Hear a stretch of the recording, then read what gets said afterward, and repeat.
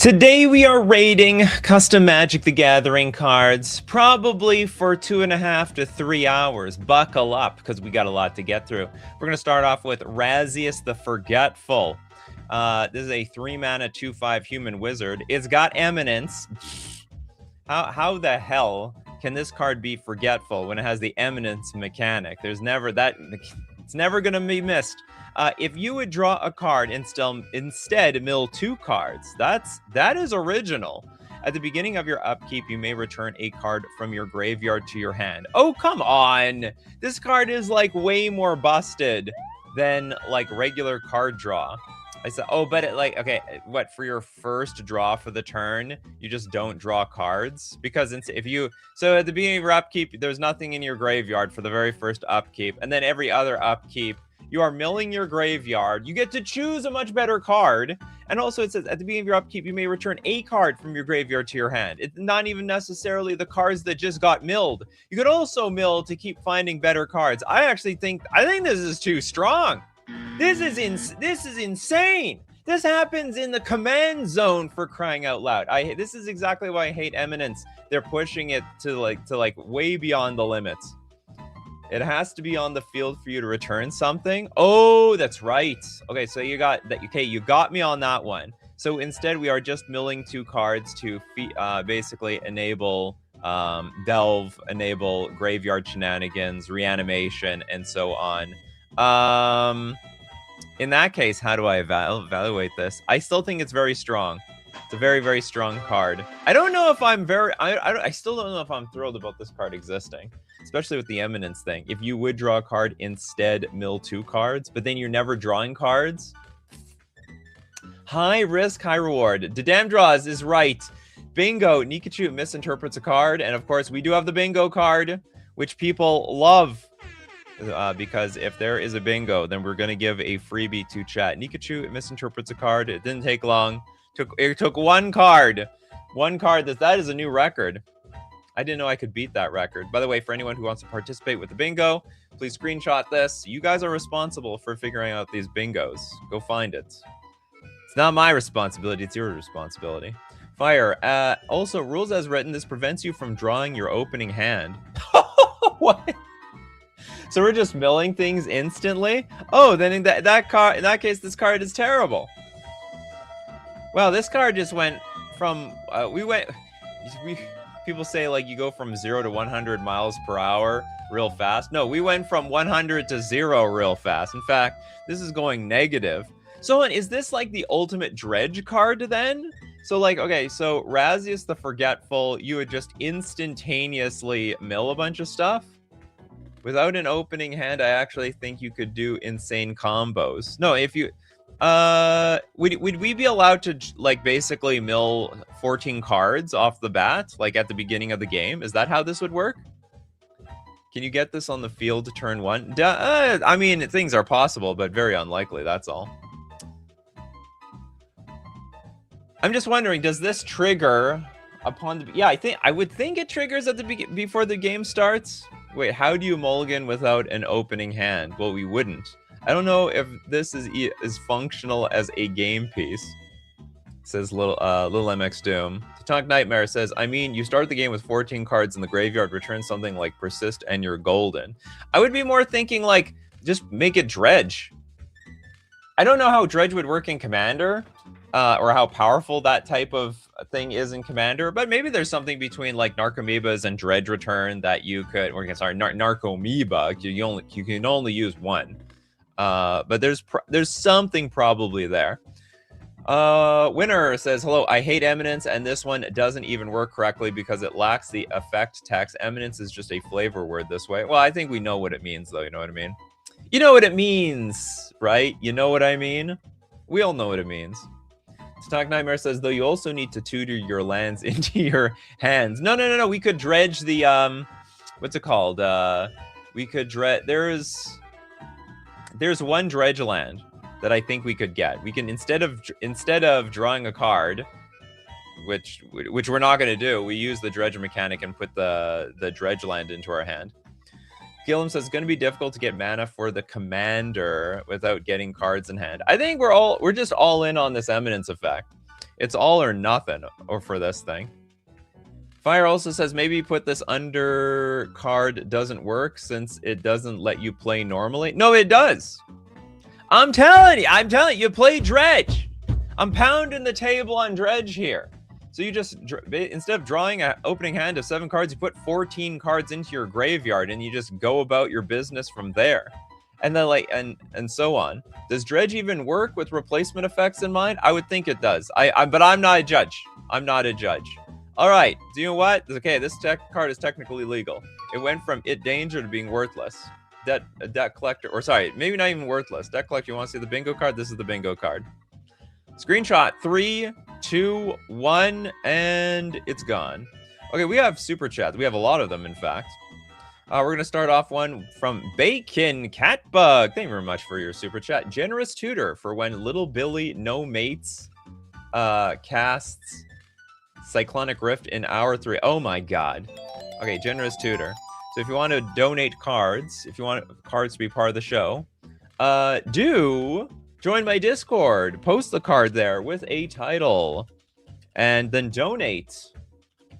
Donate to the chat. I'll look up the card with that title.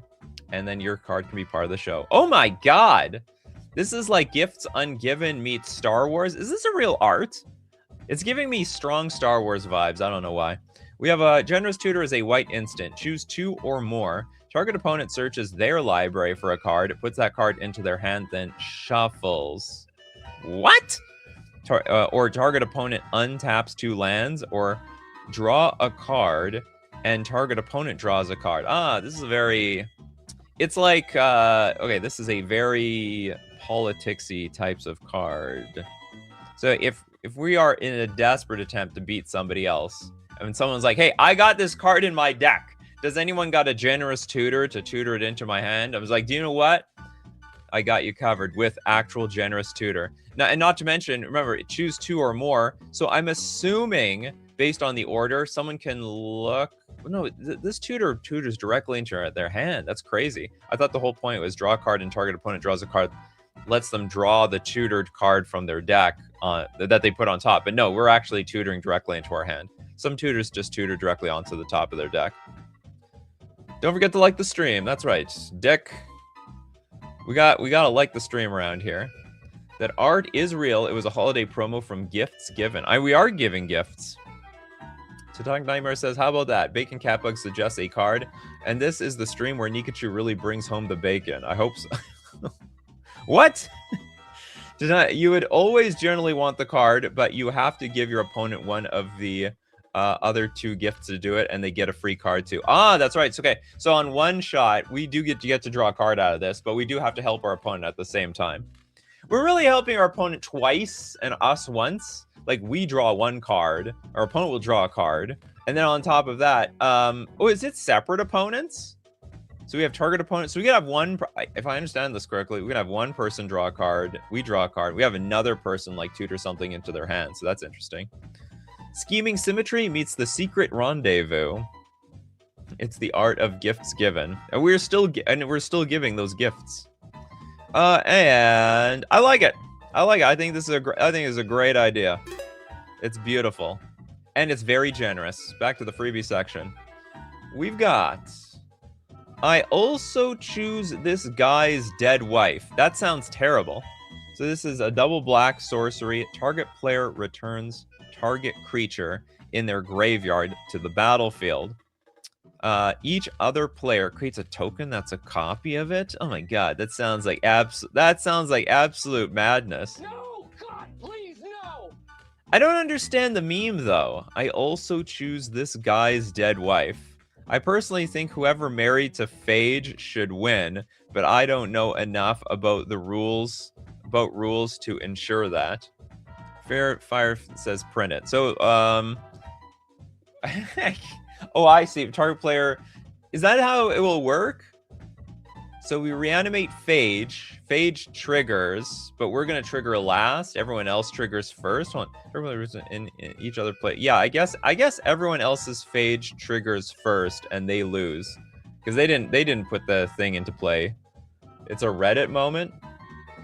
Can you target your opponent at the end of their untap step and waste the untapped 2 lands gifts on them? I guess you could, but you don't. So like you don't know if they're actually going to waste it. If they have instant speed cards, they might be able to use those lands.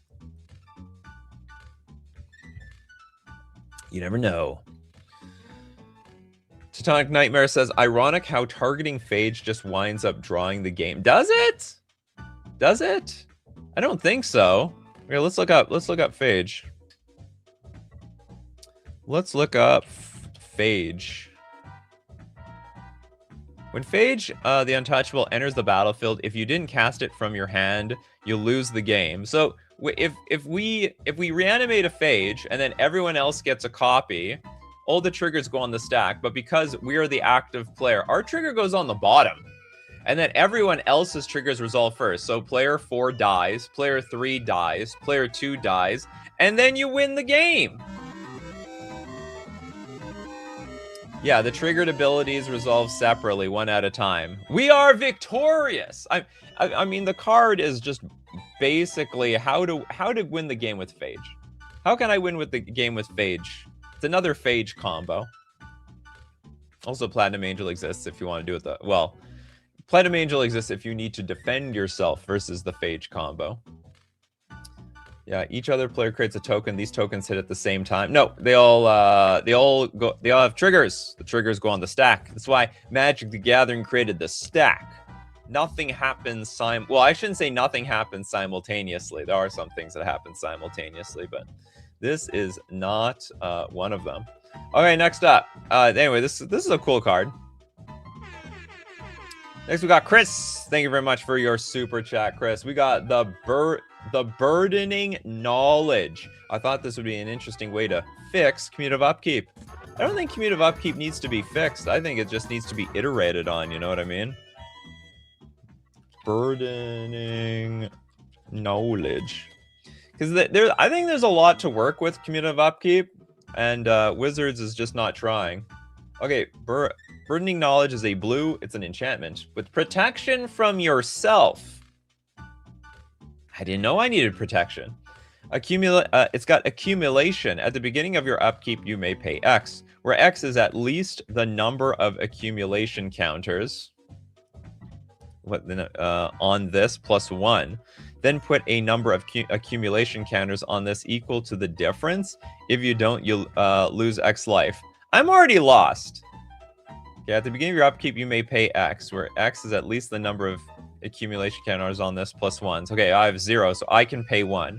Then put a number of accumulation counters on this equal to the difference. What the hell? So what's the difference between 0 and 1? I don't even like 0.5? Hold on. The difference would be 1. Maths, people.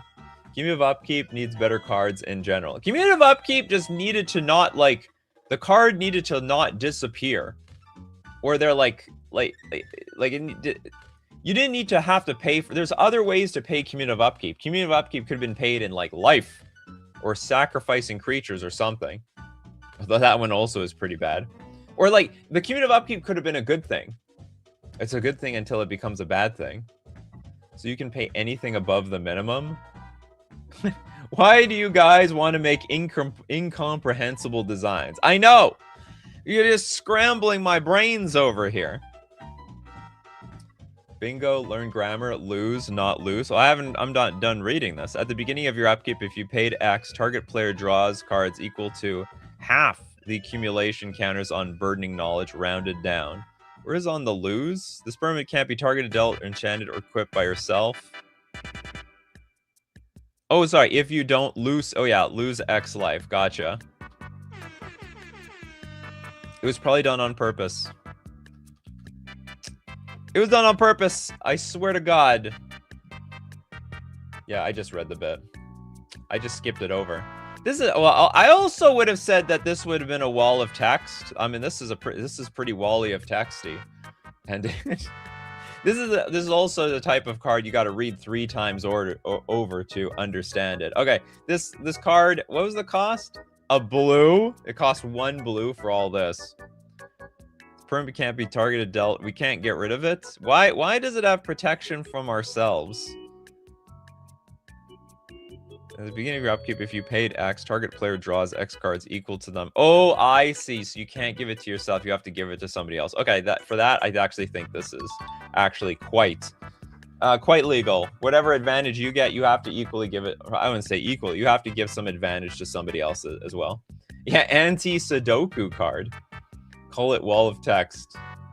Wordy card to the, oh yeah, it's the wordy card. But we already got a card. We already got the learned grammar. Can't have two cards. Every single custom card submission cannot hit more than one card because you guys game the system. I've seen it in the past. You make cards that hit like 5 bingo spots. And so that's why we don't do that anymore. But I'll tell you what we keep doing every single show. And that is sponsoring or promoting FusionGamingOnline.com, my favorite place to get my Magic the Gathering cards, whether it be for Modern, Commander, Pre-Modern, Pauper. I built a whole deck off of this store. Don't forget to get your Secrets of Strixhaven cards and also pre-order Marvel Superheroes and all new sets that come out using coupon code Nikachu at checkout to get 5% off all your purchases. And of course, it supports the channel. Thank you very much, everyone that supports the channel. Back to the freebie section. We love the freebie section. We got Blank Canvas. Blank Canvas is a 2-mana artifact. Whenever you cast a non-legendary creature spell with no abilities, so a vanilla creature, you may reveal and exile a non-legendary creature you own from outside the game with the exact mana cost and base power and toughness. If you do, that creature enters as a copy of the exiled card. That is so wild! Oh, that deserves more sound. That deserves way more sound effects than that.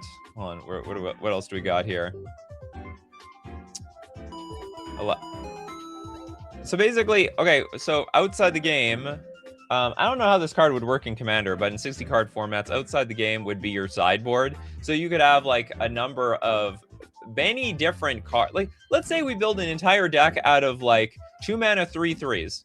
I don't know how many broken ones there are. That's kind of broken. All your vanillas are basically wishes. Yes! Yes! But you have to have vanillas in your main deck, and also you're clogging your sideboard with a bunch of creatures, so you cannot use your sideboard for hate cards. I mean, or can you? So like you could have like my 2-mana 2/2 can now be a collector oof, I guess, in the main deck. Oh mate, you know what? Maybe this is broken.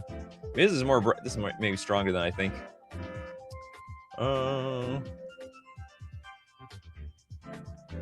This card would not work in Commander rules as written.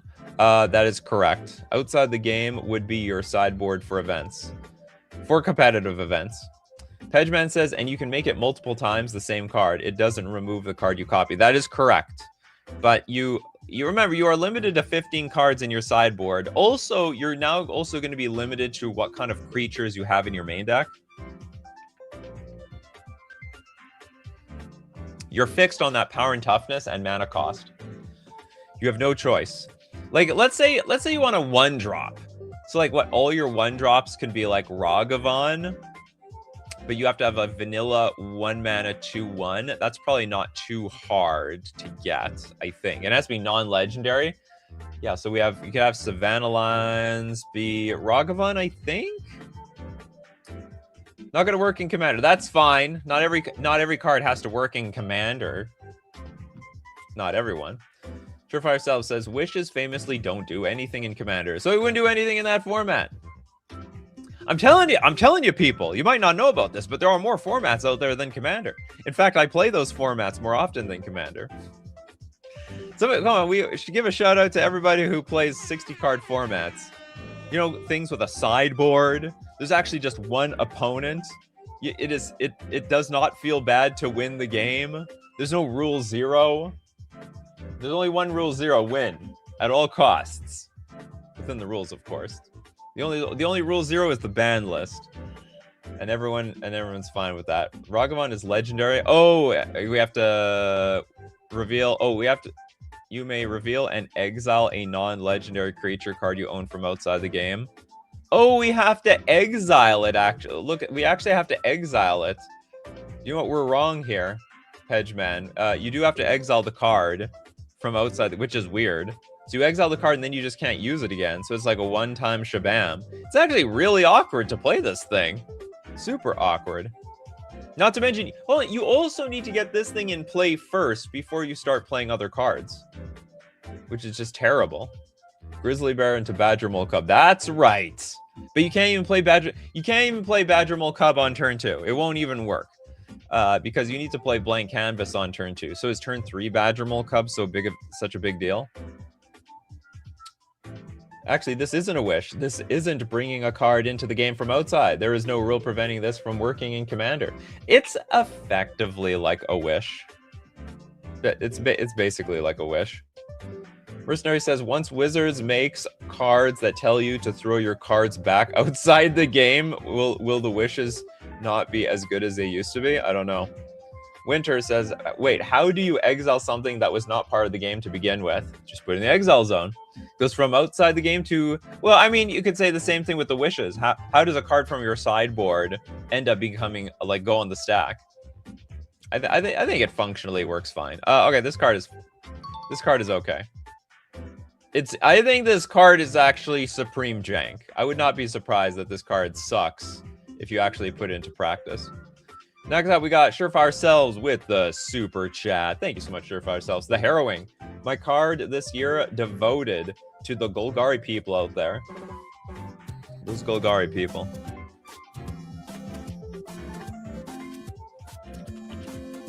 Harrowing. The Harrowing, the Harrowing. Okay, the Harrowing is a 6-mana legendary sorcery. So you may cast a Thank you very much for the reminder text, because I can never remember this. You may cast a legendary sorcery only if you control a legendary creature or planeswalker. All right, so this is a little bit more clunky than you might think. Until end of turn, each non-land card in your graveyard has dredge 1. What the hell? Well, I mean, I want to say that's not dangerous, but at the same time, it sounds like it's up to no good. Oh, I get it. So if you were to draw a card, you can just draw them from your graveyard, even though it has dredge 1. That's interesting. That's interesting. It's like I would like to draw 3 cards directly from my graveyard. Draw cards equal. So it also says draw cards equal to the number of cards in your graveyard. What? So we're just drawing our graveyard. Exile the Harrowing. This is insane.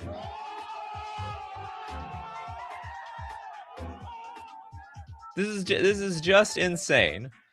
So I have 10 cards in my graveyard. I basically draw my graveyard. Or like, and also every single, is it gonna count?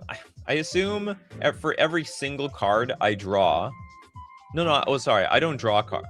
Draw cards equal to the number of cards in your graveyard. So let's say I have 10, and that we dredge the first one back to my hand. I put another card in my graveyard. So as I keep dredging, I might draw into more cards. It's little MX Doom is like, this goes infinite somehow. I can't prove it yet, but I can feel it. This is maybe too good. Yeah, I mean, it's still clunky. And also, you can just exile someone's graveyard. So with the Harrowing on the stack, you can like pop a Relic of Progenitus, throw a Tormod's Crypt at this. Bingo at danger. Well, I mean, the free space is the id danger spot. You can almost always assume there's going to be at least one id danger card.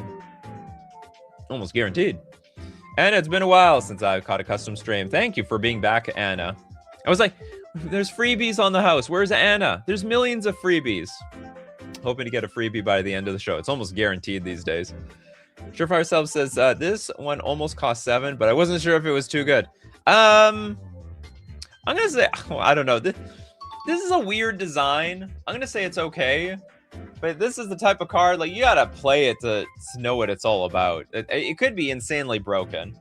If it's a late game play, then so be it. Maybe this is just how it's supposed to be. But yeah, you could end up filling your hand with just a boatload of stuff, and you're super dangerous. Reuse all your rituals when you draw. Yeah, this is like a Past in Flames almost. It's almost like Past in Flames. Except you don't have until end of turn. You have to wait a long time. Yeah, maybe that's just how you look at it. It's like a permanent Past in Flames that also adds to your graveyard. Which is just weird. But whatever. Back to the freebie section. We have Actual Overload. This is a 5 mana instant. Change the text of target spell by replacing all instants of target with each. Now what the hell? Then we can overload this. You may cast. Okay, so for 7 mana, you may cast the spell for its overload cost. If you do, change target in its text to each, and target isn't target. What the hell? Oh gods, what have I done? Actual overload. So if there's a bunch of spells on the stack, we can overload this to then overload all other people's spells. That's just absolutely hilarious. I have no comment on this. This is just a fun card. Lightning bolt deals 3 damage to each target, every player, every creature, every planeswalker. Lose 3 loyalty. Next. Freebies are guaranteed to be on the show, but not everyone who wants a freebie will get one. With the people who don't get freebies are the people who can't make it to the end of the show. That's usually the people who lose out on these things. Next up, we got Abe. Oh my, Abe, it's been a hot minute. Check out my take on new fetch land, Fractured Clifftops.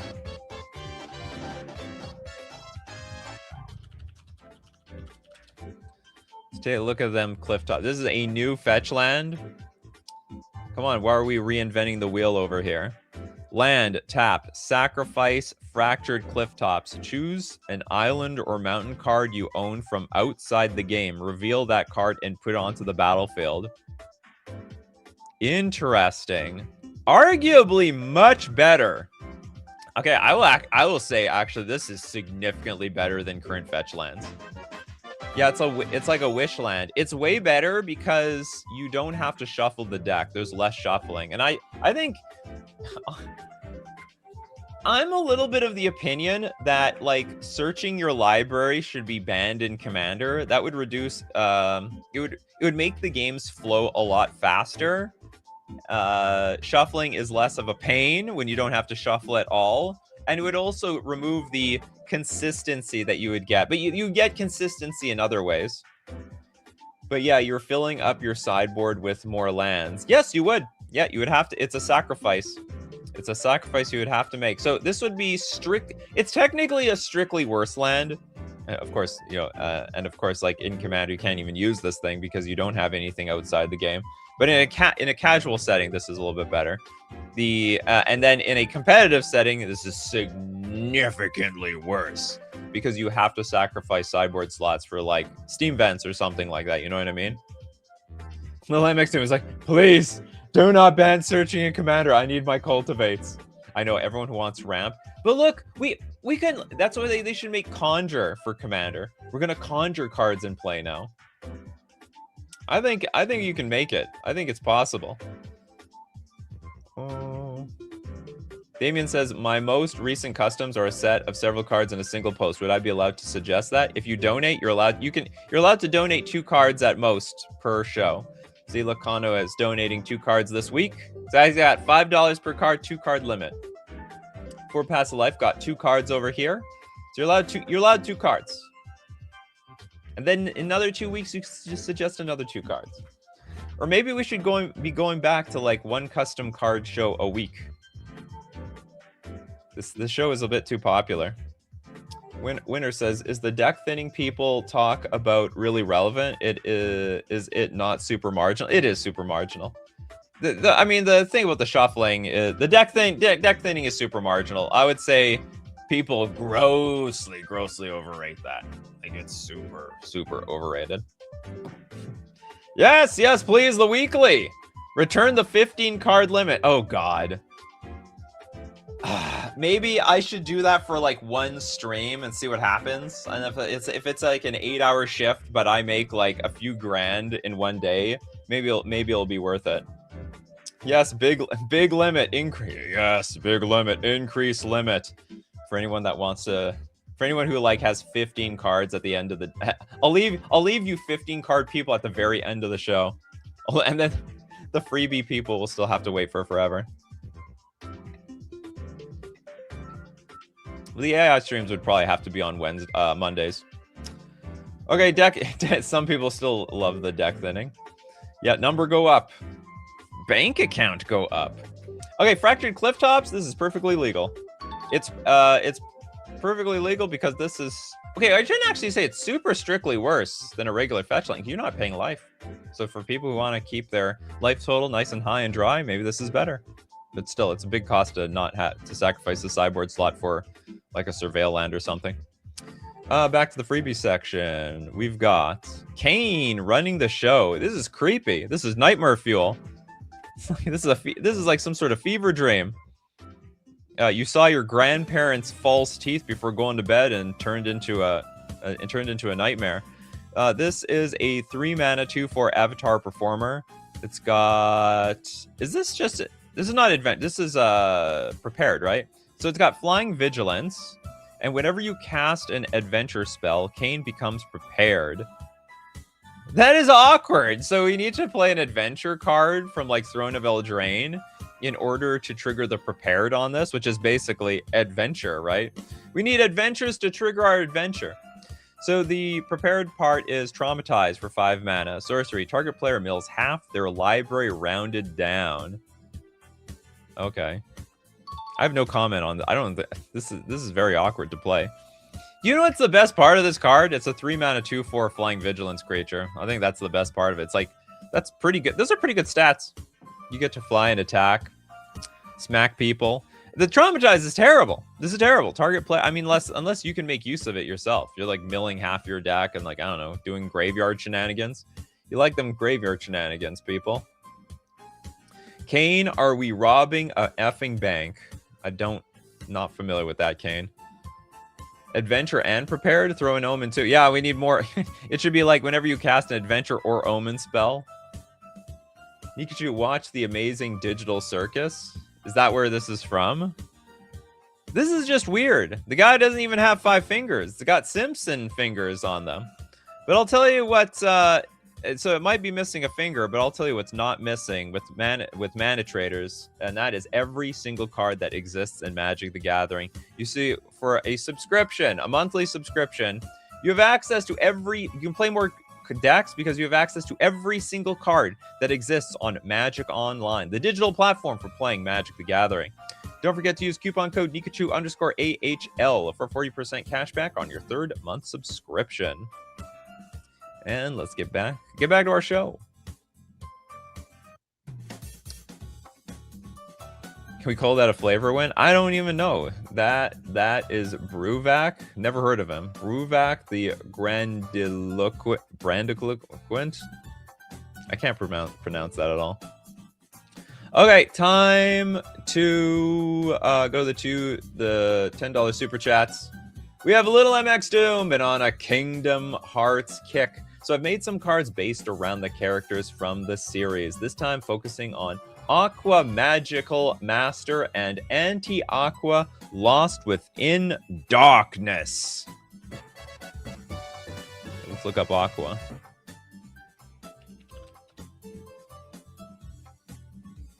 Oh! I would say, for the sake of everybody, that is an anime card. Is that not an anime card? It looks very anime to me. I think it's an anime card. You can all debate it to me, but it looks pretty good. We have a 5-mana legendary creature, human wizard warrior. This is a 3/3 vigilance creature. Aqua enters prepared. There's more prepared cards today.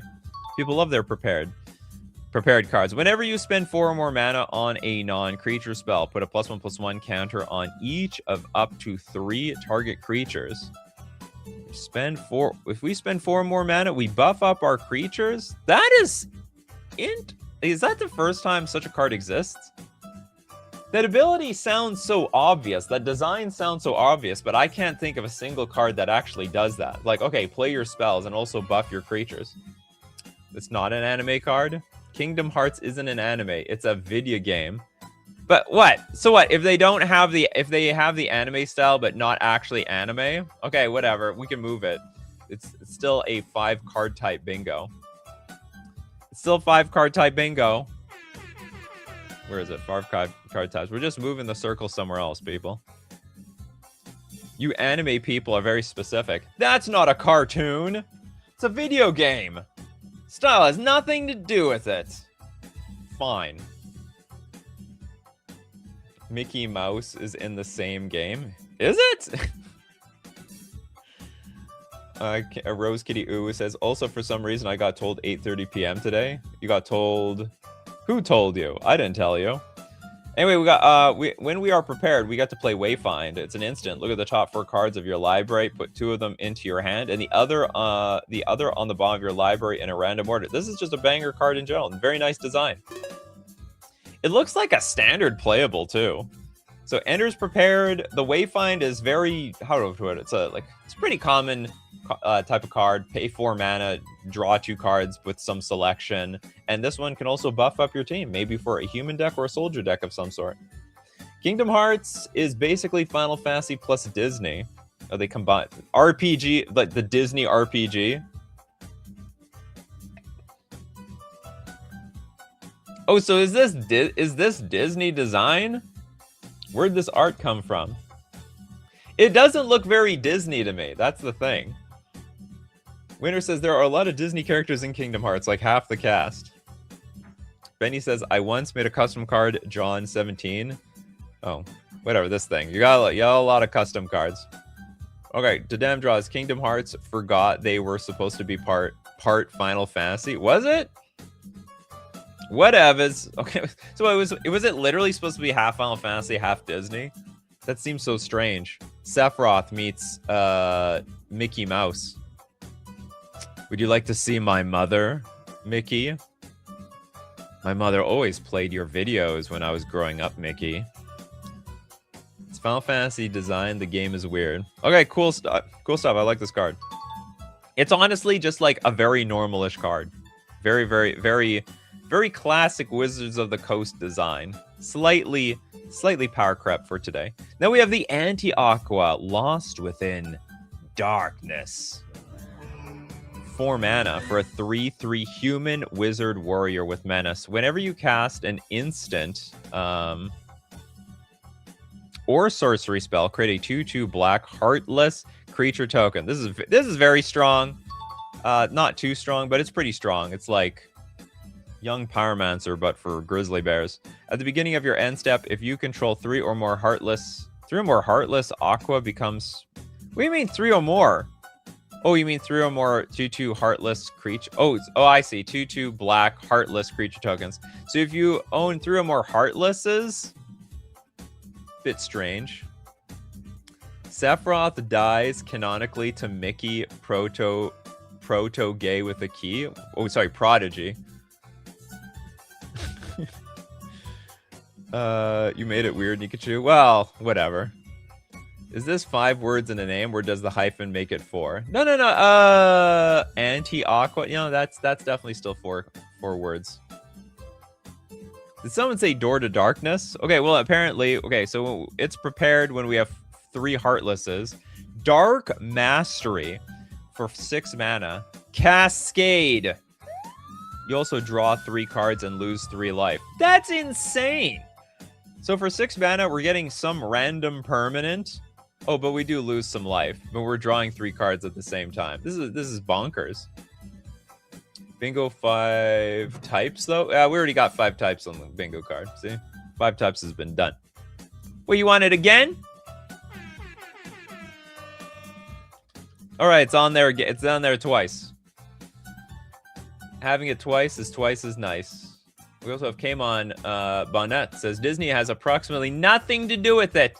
They let Sony play with their toys, and Sony made Final Fantasy where Mickey Mouse clears Sephiroth easily. Really? Really? Oh my... You know, at the beginning, I thought you guys were like saying, you know, it's spiritually like Final Fantasy meets Disney, but you're telling me it's literally Final Fantasy meets Disney. What a strange crossover. They don't sound like they have nothing to do with each other. Now we know where like Hasbro is getting their ideas from. Well, Disney is doing it. Disney. It worked for Disney. It should work for Magic. And it did work for Magic for the most part. Okay. This card is... I actually think this card's fine. You know, getting the Dark Mastery off is really hard. You need to go off with this card. And if you're going off and no one's doing anything about it, well, they deserve to lose. All right, Anti-Aqua is very nice. Next up, we've got We got Fire, who's on fire. Hey, Nikachu, hope you're doing well today. Today, I have 2 powerful cards for different reasons. And as always, thanks for reviewing my custom cards and have them on the show today. And you donated 15 bucks. I assume, actually I assume that's American dollars. So that will also lead to 1 dono for chat. Where am I looking up? 2 powerful cards for different reasons. That's what I'm looking up.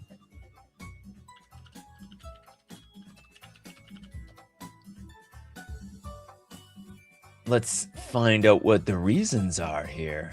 Okay, and the first reason, it's a Desperate Wish.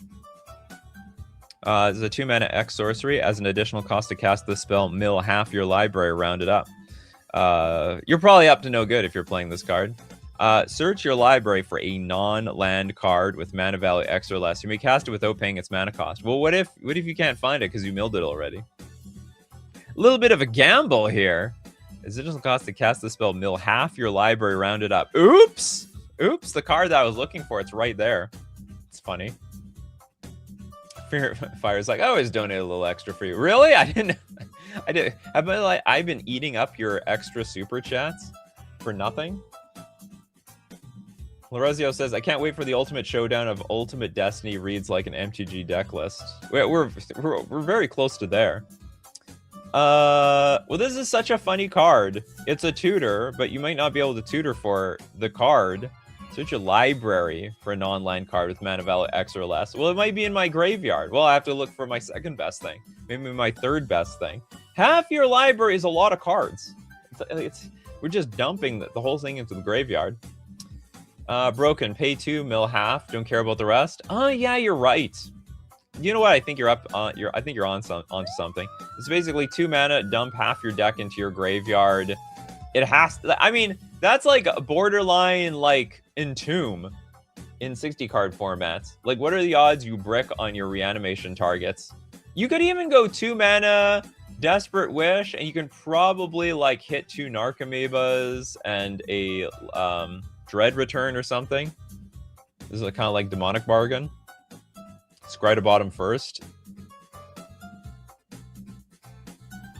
Well, but what's the point if we're scrying instead of like putting stuff in the graveyard? Not that broken, weak to counterspell. Well, I mean, you could say that about almost everything. Everything's balanced. Counterspell will deal with it all, says the people who can't get anything to resolve because of counterspell. I will say this is a little bit harder to protect with counterspells because this is 2 mana. So if you're on the play, there are far fewer cards that can deal with this, like on turn 2. Like with 1 mana. You can't counter the mill though. Oh my god! You are right.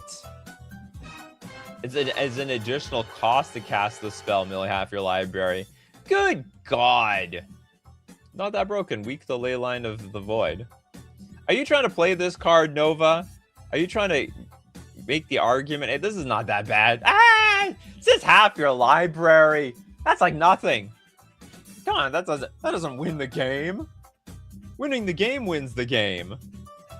Library, Schmibrary. Yeah, Dredge's new friend.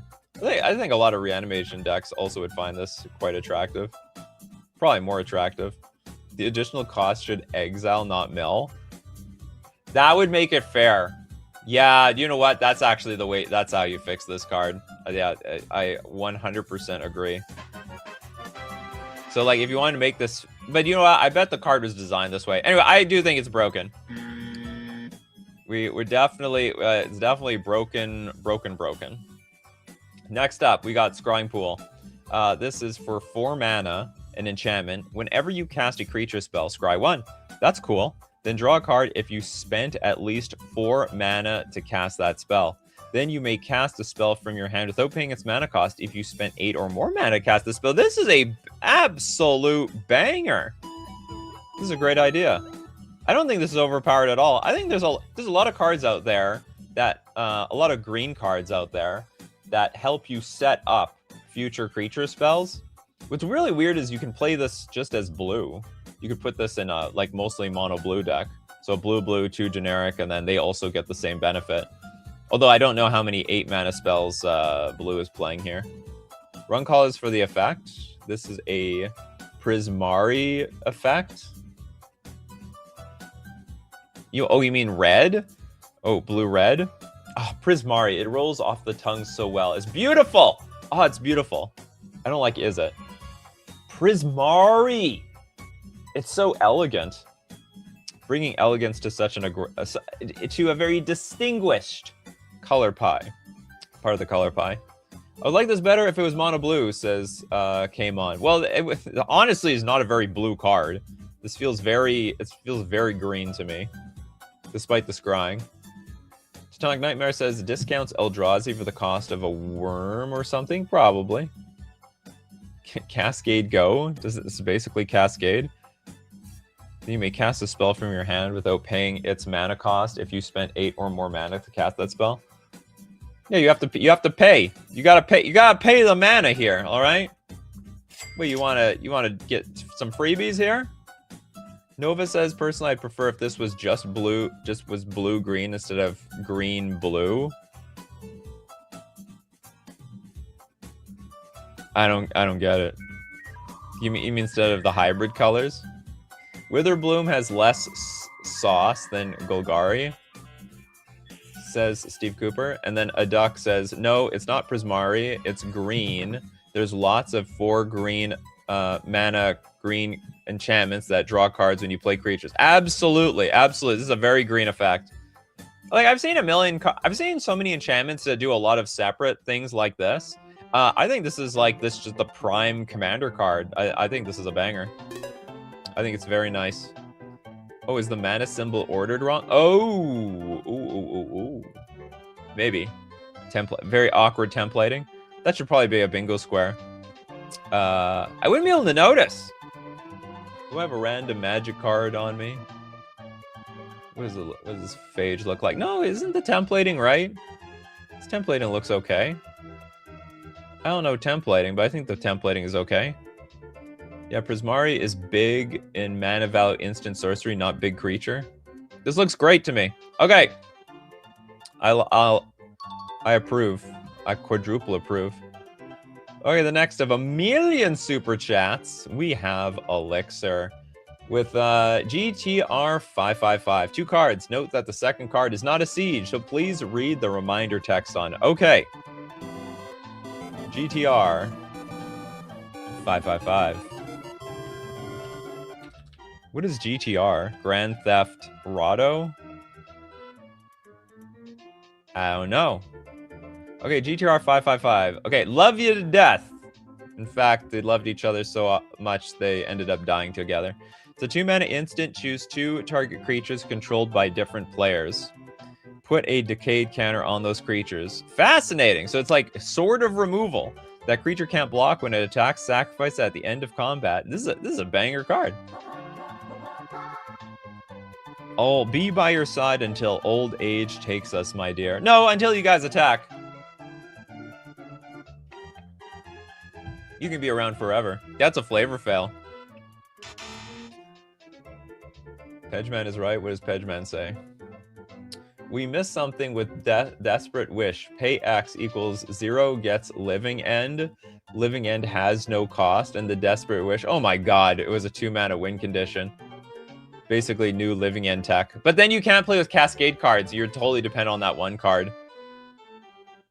No, actually you can. You can still Cascade into that card, can't you? And the X is still 0. Fascinating. That was crazy. Yeah, love you to death. I like this because, like, if your opponent has like a giant creature in your way, all right, it's sort of removal. I mean, it's effectively removal, except that if you put a decayed counter on your opponent's biggest creature, I mean, they'll probably throw it at you. They'll be pissed off. Anna says soul bond them, and as long as they are soul bonded, they have decayed. That is the weirdest soul bond. The absolute weirdest soul bond. All right, love you to death. I approve. Next card. Is that your card? Ah! A battle. Okay, this battle is like 4 mana and has 1 defense. Can I shrink this somehow? Too big. Okay, it's called Stasis Pillars. It's a distraction? You know what? All battles are technically distractions, in my opinion. A distraction enters under your protection. Others can attack it. That's how it should have been in the first place. You have hexproof. Creatures can't attack you. This is also awesome. I actually like both these cards a lot. You have hexproof. Creatures can't attack you, but they can attack the battle. So they have to get through this first. This is a very... Okay, look, I played League of Legends on mobile once, and before I attack the enemy, I have to destroy a bunch of towers or something like that, if I remember correctly. And after I defeat all those towers, then I can go after the boss. I can go after the enemy. And that's basically what you have to do here. Is it what a stasis pillar is? I don't know what a stasis pillar is, to be honest. Okay, this is a very good card. It's super intuitive, too. Yeah, it seems much more intuitive for battles. If anything, people should have been attacking the battle, and then you get something out of it. But they had to attack the battle. Reminds me of Gideon. You know, honestly, this type of card just... Let's not get things twisted. This is basically like any planeswalker, right? Someone puts a planeswalker on the battlefield. You're like desperately trying to get rid of that thing off the battlefield until you start getting back to business on your opponent's life total. This makes Goad unable to attack. Cannot confirm. And it says an attackable enchantment, kind of. Oh, I mean, it's like it's basically like I treat battles like they're weird cousins of the planeswalkers. Anyway, this is a great design. Wizard should steal it. Next up, we got Kano with Hysteria Spectre. And what is this? Shaggy Rogers? Uh-oh. Okay, hold on. Let's get Hysteria Spectre. And your Shaggies. What are we gonna do now, Scoob? Okay, Hysteria Spectre is a double black 1/1 Spectre with flying. When this creature enters or deals combat damage to a player, each player discards a card. Then this creature connives for each non-land card discarded this way. Well, this card actually had like super old Magic the Gathering vibes. Enters the battlefield or deal combat damage. All right, just discard a card. It's like almost... Oh, sorry, it's not Hypnotic Spectre, it's the Hysteria Spectre. And it's not that big. I mean, the whole point is just to discard stuff from your opponent's hand. Very classic attrition-based card. To be honest, I think this card would just backfire so badly today. There is like there's almost no deck that doesn't use the graveyard. You'd literally have to print this into pre-modern to make it like a strong candidate. And it would see play in pre-modern, but unfortunately you can't print cards in pre-modern because pre-modern is a lock format. Kamon is a huge fan of this. That's amazing. Now the one big upside is you do start to get to connive. So like this creature connives for each non-land card discarded this way, if they discarded a non-land card. Imagine Nikachu reading the Shaggy card in Shaggy voice. I haven't watched enough Scooby-Doo to know if I'm even impersonating him properly. I'm basing Shaggy entirely off of what little few clips I've seen on the internet in memes.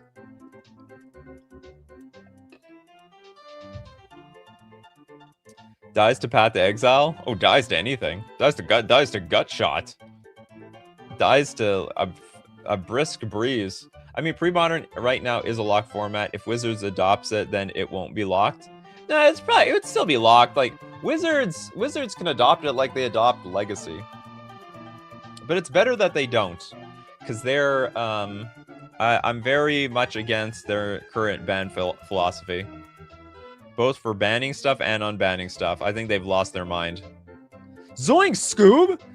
Wizards of the Coast imprinted my soul in a cardboard rectangle. Okay, Hysteria Spectre, super doable card. Very, very doable. Feels like classic Magic with a little bit of a few. Oh my god, it is a Scooby-Doo card.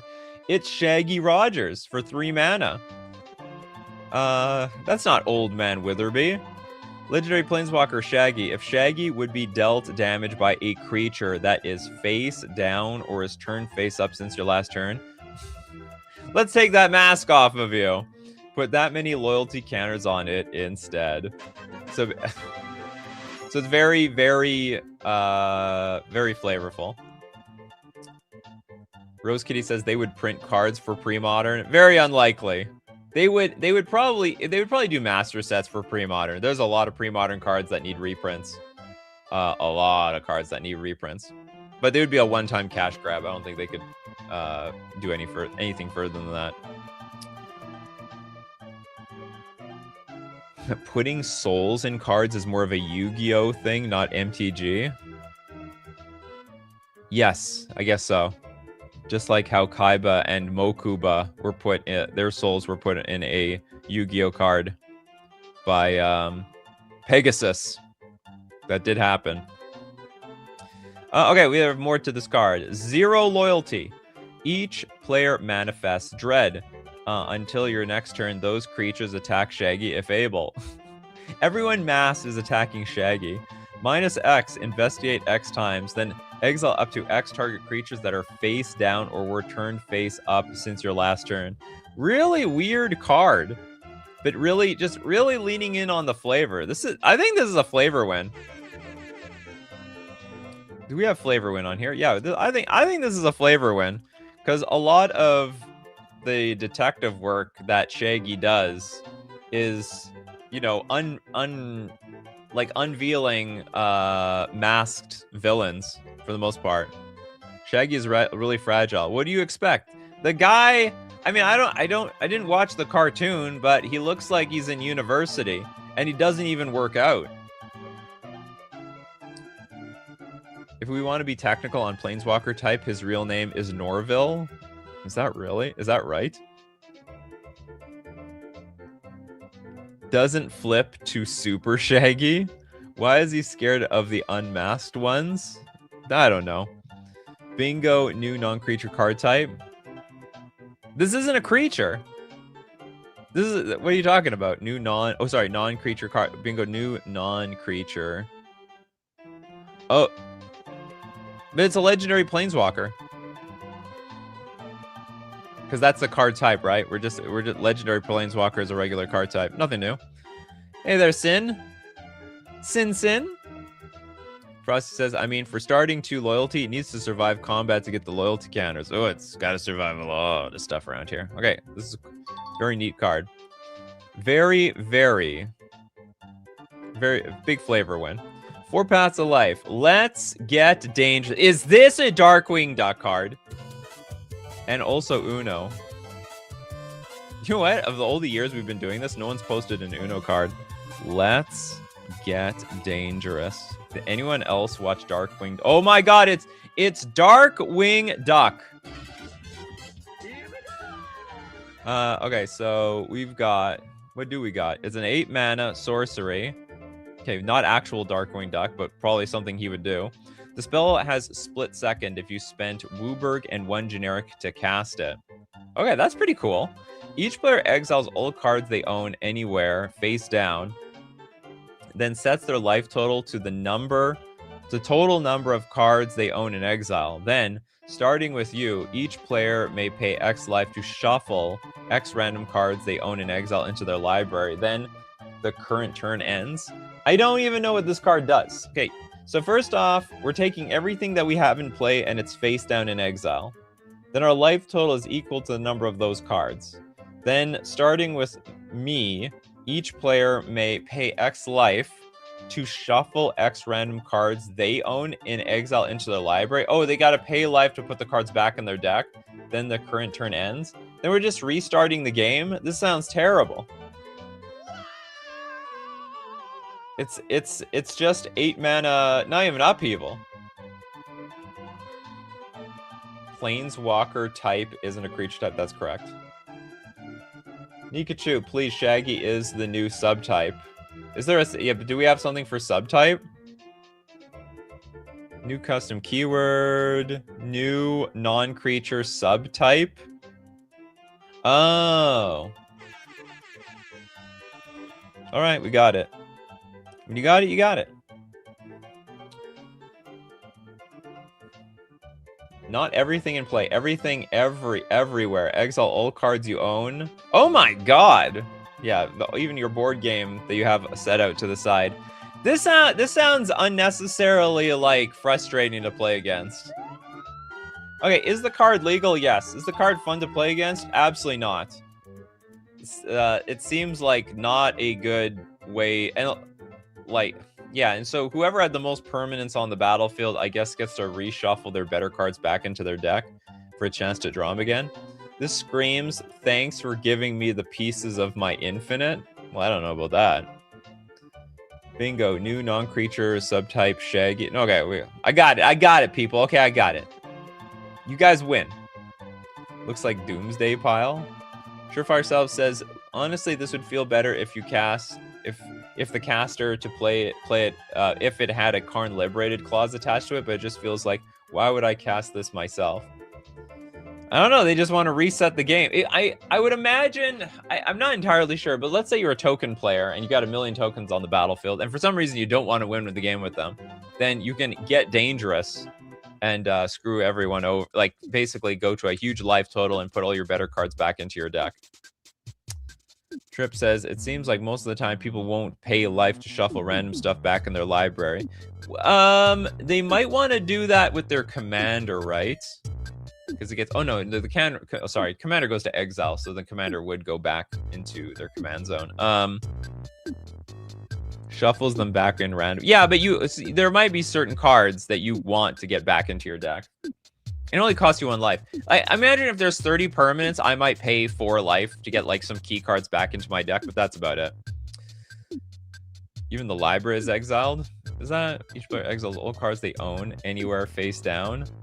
Oh my god, that's so weird. Oh, so we are restarting the game and getting rid of the fluff, but not really.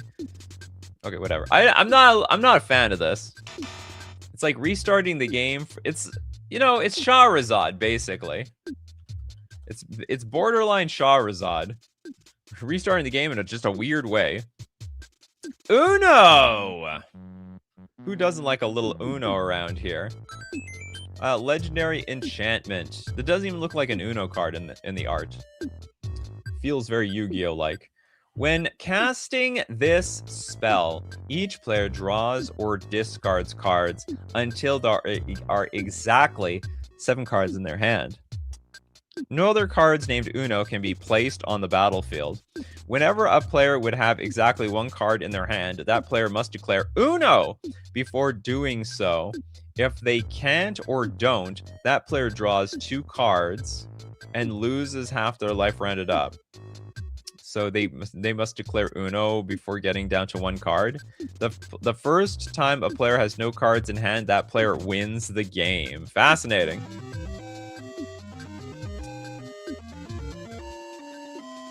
Whenever a player would have exactly 1 card in their hand, isn't this just like a combo piece with 1 with nothing? An unset card. Yeah, probably. Yeah, this is okay. This is definitely an uncard. This is definitely an uncard, 100%.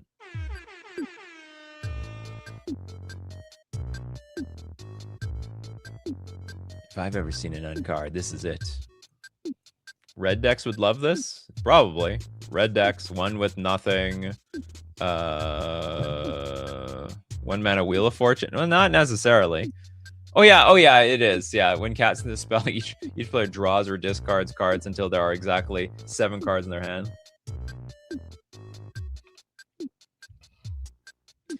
This is probably just broken. 1 mana Wheel of Fortune, like, get out of here. Not to mention, we still have cards like Bowmasters that exists. Okay, Nikachu, sorry, Rose Kitty Ooh says you don't choose the cards you shuffle back. It's random. It's all random. Oh, everything's random. So for paying life, we get to put those cards back in the deck at random. That is just, that makes the game even more jank. What a jank Let's Get Dangerous card. It wasn't getting dangerous at all. Dr. DC, does 1 with nothing work with this? Because you can't do things between going down to 1 and 0. What do you mean? It's just that whenever a player would have exactly one card in their hand, that player must declare Uno. But if I go one with nothing, dump my hand, the first time a player has no cards in the hand, that player wins the game. This would just trigger, right? And then I just win. No other cards named Uno can be placed on the battlefield. Yeah, I think this is just complete win. It's a one-shot kill condition. And for that, this is broken. This card is insane. And it also looks like it's going to jank the game up, being a one-mana Wheel of Fortune. Imagine blinking this thing, too. It could be a combo piece at the same time. Okay, next up. I think I disqualified both cards. That's unusual. Oh, well, there's always next week. Okay, 4 Paths of Life. This is a $10 for it. Oh, sorry, this is the card we just looked at. Sorry about that, 4 Paths of Life. Next up, we've got Rose Kitty Uwu with none other than Chardon Divine Mage. Neat idea. It's probably 2 week. Let's take a look. 2 week is not a problem.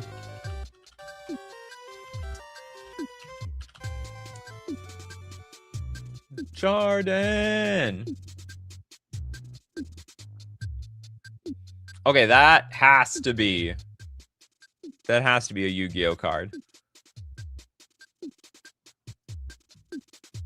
You got from hand to no hand, so you don't even need to say Uno. That's right, you don't. Okay, we did not do Chardon Divine Magistrate. This is a 5-mana 3/3 rogue wizard. Ward, pay 3 life. Whenever a player casts their second spell each turn, you may create a 1/1 colorless hero creature token. And temporary divinity for 6 mana. Put 3 loyalty counters on Chardon. Sacrifice 6 non-artifact creatures to transform Chardon into none other than Chardon Divinity Manifest, which is a planeswalker. At the beginning of the end step, transform Chardon. What? We hardly knew you, Chardon. At the beginning of the end step, transform Chardon. This sounds terrible. Why are we transforming him immediately? 0. It doesn't even have any loyalty on him. It's dying instantaneously. What is happening here?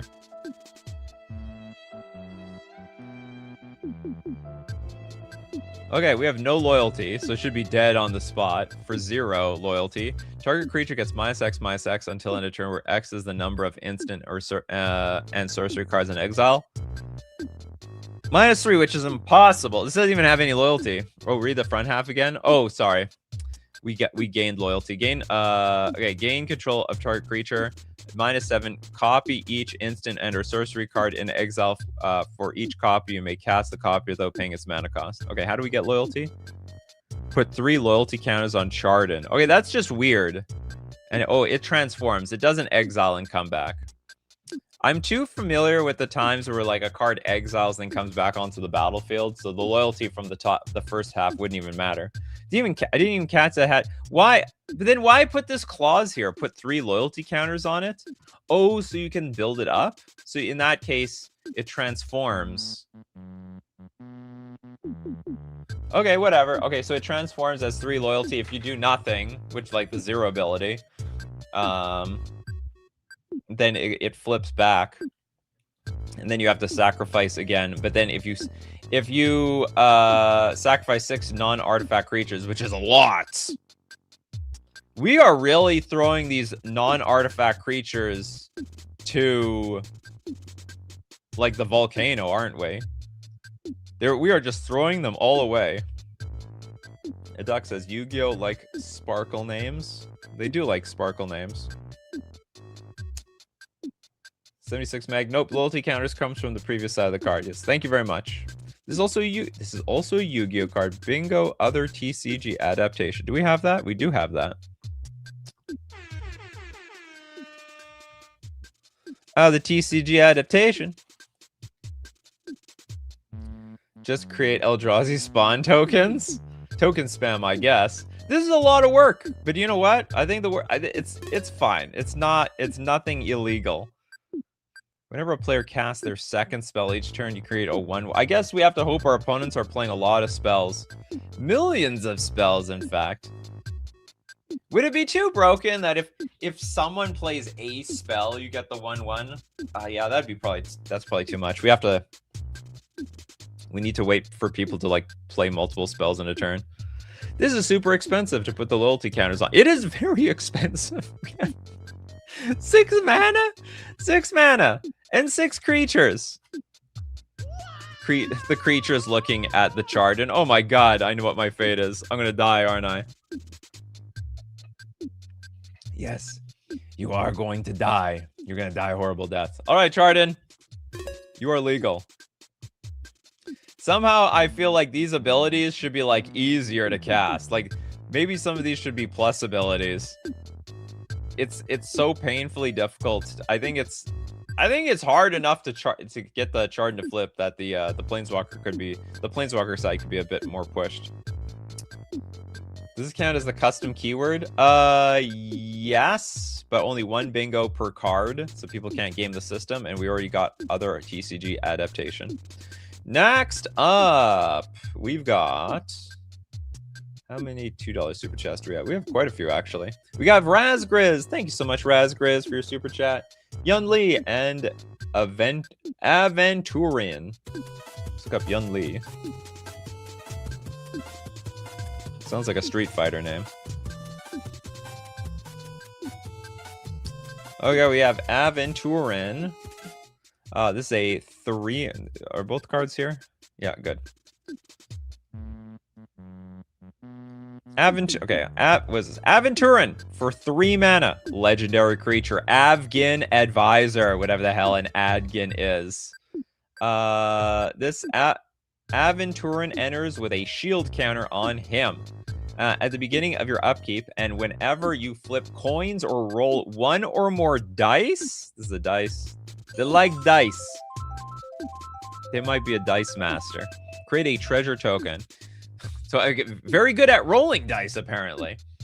If you would flip a coin or roll a die, flip or roll 3 coins or dice and ignore 2 instead.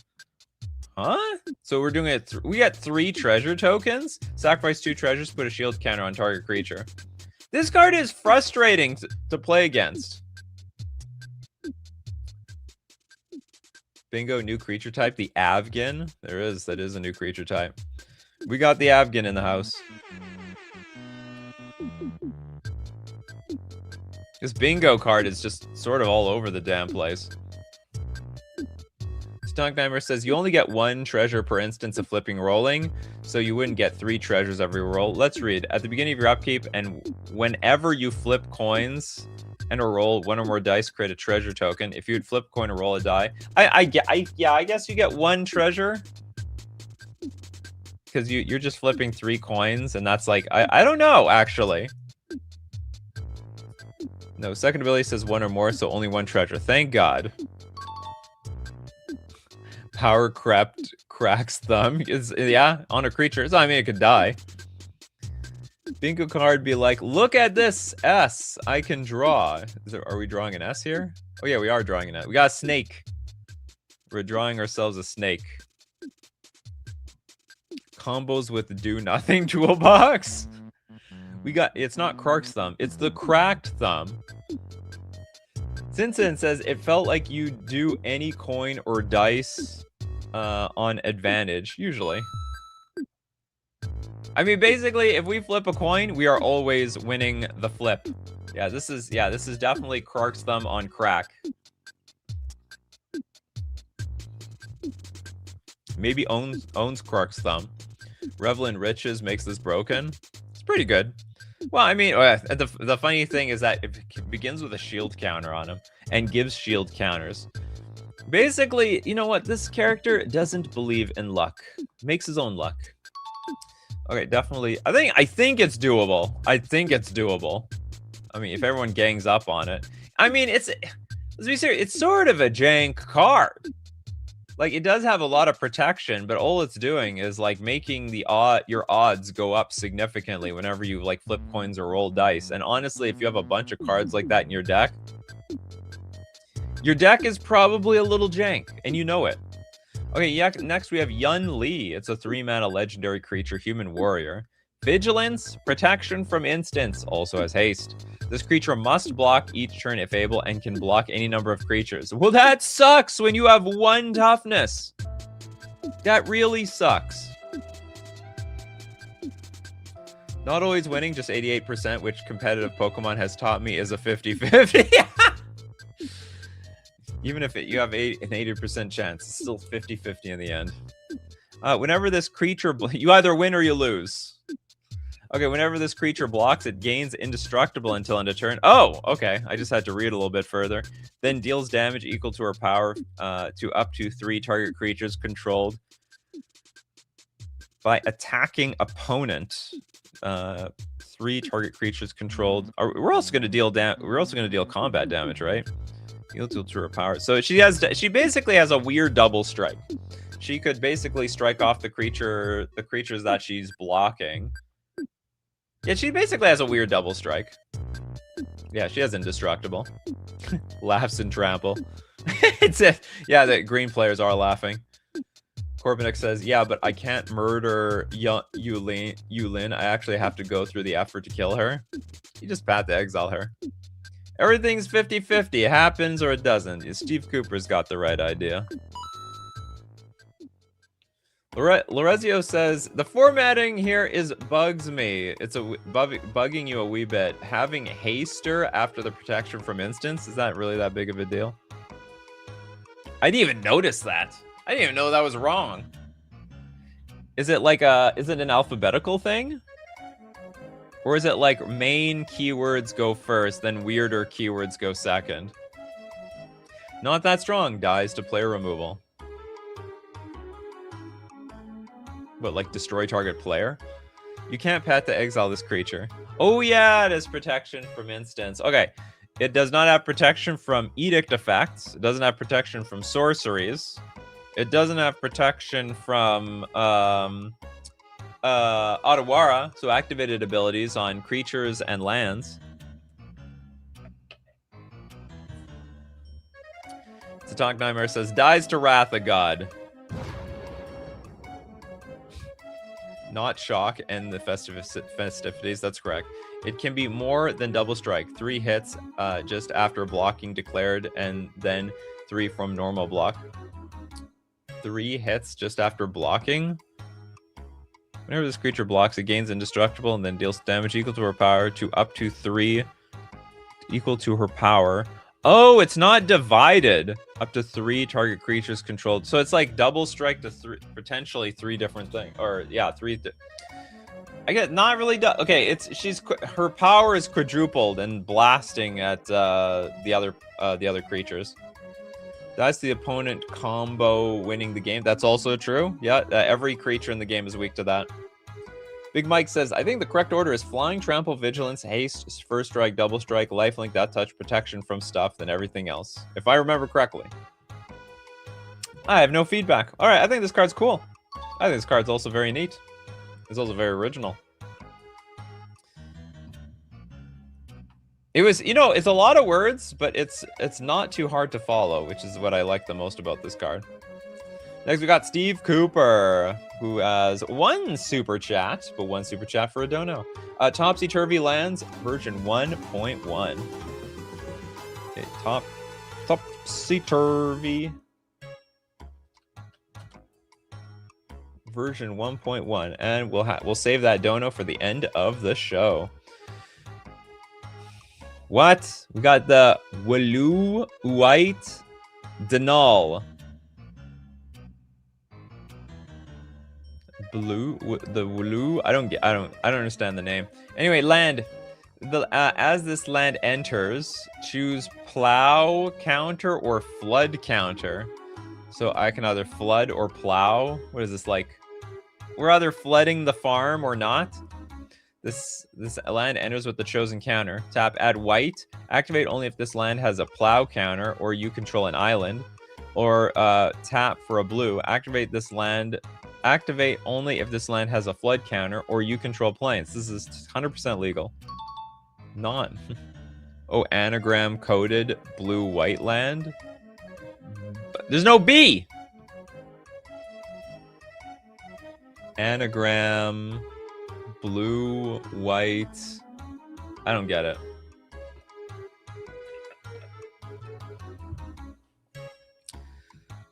There's no B anywhere here. Corbinek says, now hear me out. Ozlet to get both on this land. Yeah, you can. You could, I guess.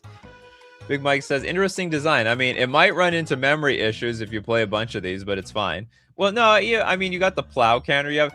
If I were playing this land, I would just use the counter that is of the color that I'm using. So, I mean, if I want a plow counter, I'll put like a yellow dice on this card. If I'm using a flood counter, I'll put a blue dice on this thing. Damn, doesn't enter tap. Must cost $400 per set. No, it doesn't have to be that much. You can't fetch it out, so it doesn't have any other special unique ability. Blue is the U in this case. I guess it is. Otherwise, it would be bite. It would be Wulu, bite, denal.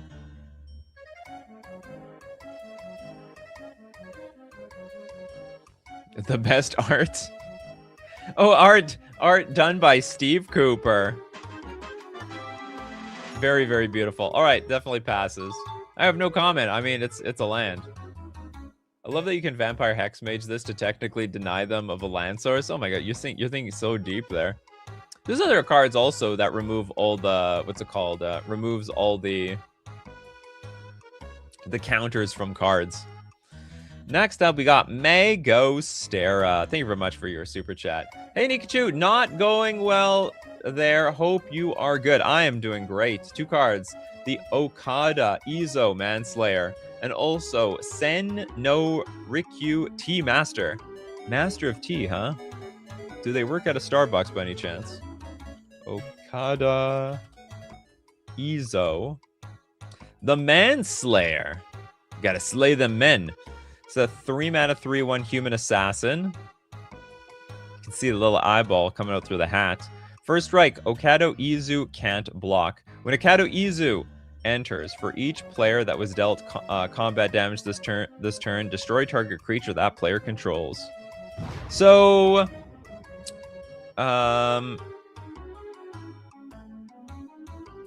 this feels like a card that they could print in like a core set. So if you can make this thing unblockable and consistently you'll deal damage to your opponent, then you can just keep destroying their best creature. Is there a card like this? I think the closest that there is something like this is maybe some card that stuns other creatures that are on the battlefield. That was Izo, Japanese staples commercial, I guess. Steve Cooper's like, damn, I step away from work for work and I come back, we did my card. That's right. Well, I mean, you know what? Even live on YouTube, you can like scrub back to the point where we did do your card. You can listen to it and then come back to the future. It needs flash so hard. It does, but that's not a very weird thing to have on a Rakdos card, right? Only when he enters, not when he attacks. When enters, for each player that was dealt damage. Oh. Holy crap. This is like a lot weaker.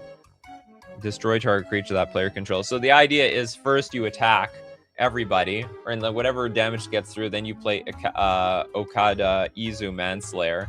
On the other hand, you know what? I would say this is actually better. Maybe it's better like this.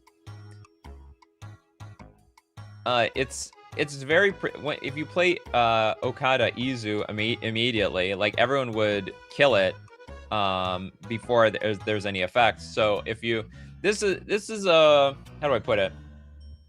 Let's say you attack someone with a 1/1 death touch. They're like, I don't want to block this, so they take the 1 damage. And then after they take the 1 damage, you play Okada, and you have a more guaranteed way of actually getting value. So I like this card a lot. This is a way better design. Next, what was the second card? The second card was the Tea Master.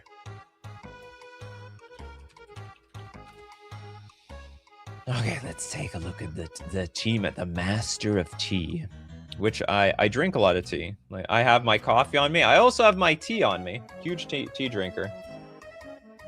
You think I only drink coffee out there? I also drink a lot of tea. We already have Iroh Tea Master. There can only be one Tea Master. There can be more than one Master. We have more than one Chess Master in the world. We can have more than one Tea Master. It's not like it. Look, there can only be one Tea Master World Champion. There can only be one World Champion of tea. So, you know, if they get into a tea making competition, they can duke it out for the best Tea Master in the world. Sen no Rikyu Tea Master is a 3-mana 1/4. Happens to be a human citizen. When Sen no Rikyu enters, each player creates a food token. Foods you control get tapped. Sacrifice this permanent at a green or a black. Foods opponents control have at the beginning of your end step, you lose 1 life and lose all other abilities. So is this a Yagra? Foods you control get tapped. Sack this permanent, add green or red. Foods opponents control have at the beginning of your end step, you lose 1 life. Oh, I see. No. So we all get food, and if your opponent is a food deck, this thing just screws them. This is like, my foods get better, your foods get significantly worse. In fact, your food is poisoned, my food is not. They were a master in the place that they're from. Oh yeah, okay. So like the master of, you know, their location. Bingo, this is an anime. Did we get anime card? We have not. Okay, we got an anime card. Honestly, it's more of a food hate version of Jaheira. Jaheira just says tokens you control get tap add a green. It combos with Yagra though. That's fine. Big deal. It's actually food poisoning. I don't get. So what? Like the tea is supposed to be poisoned? Okay, well, no one's gonna come back to your Starbucks with that sort of line of thinking. You can't open a tea shop like that. The customers are dropping dead. That's a very bad business plan. You need recurring customers. You're basically like you can't rip open the golden goose like that. Anyway, this is a cool card. Very cool. You can slowly poison your opponents to death with this thing. Corbnick says, I'm not sure how I feel about Golgari becoming gluttony in MTG. It has all the food. And they scavenge. They scavenge like crazy. This is also based on a real person from Japanese history. Did they poison people? Is that the idea? Is that what happened? Okay, next up, we got Big Mike with big super chats. Happy Wednesday all. I got a rare UNK proxy and a playtester for you today, plus the usual 10 dono to whoever. We got Trogdor the Burninator. Trogdor the Burninator. We have a little was it Homestar Runner? We have Homestar Runner in the house. Okay, there we go. It's moving. Or it's not moving. Wait, do you have anything else to say? And Magic Missile Silo. Trogdor the Burninator is a 7-mana 6/6. Oh, it's Trogda the Burner? Is that a real Magic card, or is that just still one that you invented yourself? Flying. Whenever a land is put into a graveyard from anywhere, put 2+1/+1 counters on Trogdor. Watch out, everybody. Fetch lands are in the house. Whenever Trogdor attacks, choose one. We can burn the village, destroy target land. Wow!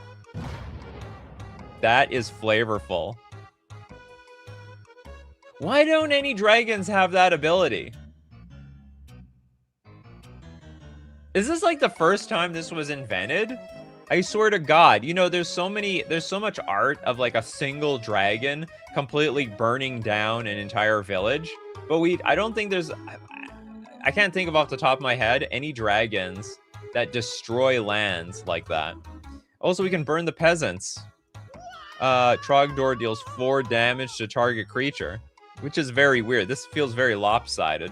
Under the same flame, we can like burn down a village, or we can just burn down one person. In fact, we not even burned down an entire person. It's only 4 damage. Should have been dealt like 40 damage. That is a very real card. It's an unknown event card. Okay. So it's like real, but it's like sort of real. Homestar Runner reference. But not the original Homestar Runner image. This has been reimagined for the future. Okay. Very cool. The second card, the Magic Missile Silo. Yeah, we're rating Secret Lair for a playtest card here. Yes. Magic Missile Silo is a red X enchantment artifact. Highly unusual 2 card types together. This artifact enters prepared with X supply counters on it. Remove a supply counter from this artifact. The artifact becomes prepared. Magic Missile or Magic Missile for 3 mana, sorcery. The spell can't be countered. Magic Missile deals 3 damage, divided as you choose among 1, 2, or 3 targets. It looks like a burn player's dream. For anyone that likes to play burn decks, you prepare this up. It's probably a little clunky because you do have to spend a turn winding this up, but you will not be running out of burn cards for the next few turns. You gotta remove your a supply counter. We need additional pylons. I cast Magic Missile 100 times. Well, if you have the mana, you can make that work. Next. Okay, we're back to $5 super chats. $5 is $5. We'll go next to Damien. The Shards of Mirrored Garomon. Whatever the hell that is. You can decide which 2 to react to. There are 7-ish in the post. Sorry about that. Okay. I'll probably just take the first 2. Shards of Mirrored Garomon. Hold on. Mirrored.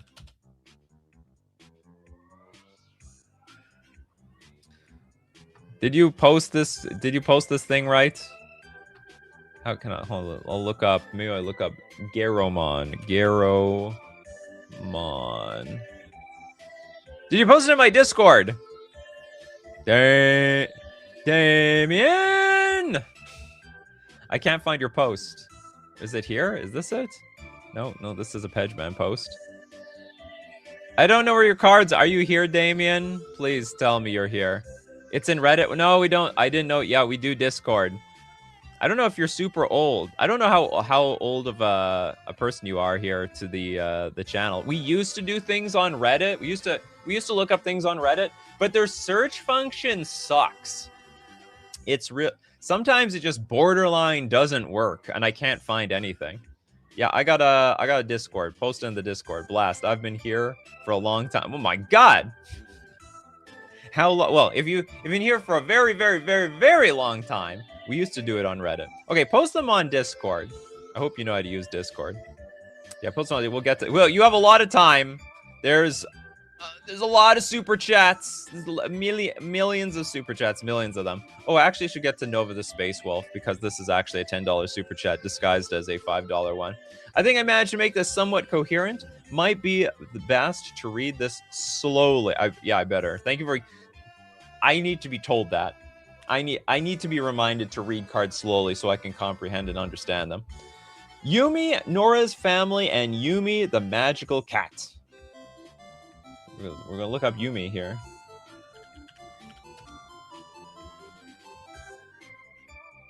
I already like the arts on this thing. Next. Okay, let's how do I move this over? Oh, I just move it. I can do this. I can do this. Yumi, Nora's Familiar is a 3-mana 2/1 cat fairy. This is loaded with text. Both sides are loaded with this. This is insane. Absolutely insane. It's a lot of words. Why? Why are we making so many words? Yeah, I'm not even reading the first word on this thing. Didn't read it slowly enough. Not family. Nora's Familiar. Or did I say family? Legendary enchantment creature cat fairy. It's a 2/1. Okay, bestow for 3 mana. We're bringing bestow back. Enchanted creature gets +2/+1. At the beginning of your upkeep, if Yumi is attached to a creature you control, put a +1/+1 counter on that creature. If Yumi is not attached to a creature you control, put a +1/+1 counter on Yumi instead. Easy enough to follow. Whenever Yumi or the creature Yumi is attached to attacks, you may get an experience counter at the beginning of your end phase. If you have 3 or more experience counters, you may return Yumi from the battlefield into your hand. Why would I want to do that? Too much experience? Oh, so if I guess then we can replay it on another card. Also has partner. And I guess it partners with Yumi, the magical cat, which is a 3-mana cat fairy. And it's bigger. It's a 3/2. Also an enchantment. You may only cast this spell if you have 3 or more experience counters. Then also a bestow for 3 mana. Enchanted creature gets +3/+2. At the beginning of your upkeep, if Yumi is attached to a creature you control, put a +1/+1 counter and a spell shield counter on that creature. If Yumi is not attached to a creature you control, put a +1/+1 counter and a spell shield counter on Yumi. What is spell shield? You mean, is it like a shield counter but for spells? This says partner? I can't tell if this is... Yeah, this is the flip side. Interesting way to transform. Yeah, it goes back to hand that recast it for the other side. Nova's Legends of Runeterra cards are wordy largely because he is trying to adapt the cards 1-to-1 to MTG and the other from the other card game, which gets very wordy. I get it. Rules text. Okay, let's look at the rules text. The first time an instant, sorcery, or activated ability targets this permanent, remove a spell shield counter from this permanent and counter that spell or ability. What's the difference? First time an instant, sorcery, or activated ability. Oh, so it can be targeted by creatures. Like Solitude. Not quite a shield counter. At the beginning of your end phase, you may return Yumi from the battlefield to your hand. Cool card. You know, honestly, for as many words as there are on this card, it's actually not that complicated. It's basically a bestow creature, and the abilities are just doubled. So, like, you know, get a +1/+1 counter, or if it's not bestowed, it also gets a +1/+1 counter anyway. Well, very, very cute effect. Feels more like a Disney character than a Runeterra character. It's counter instead of a block.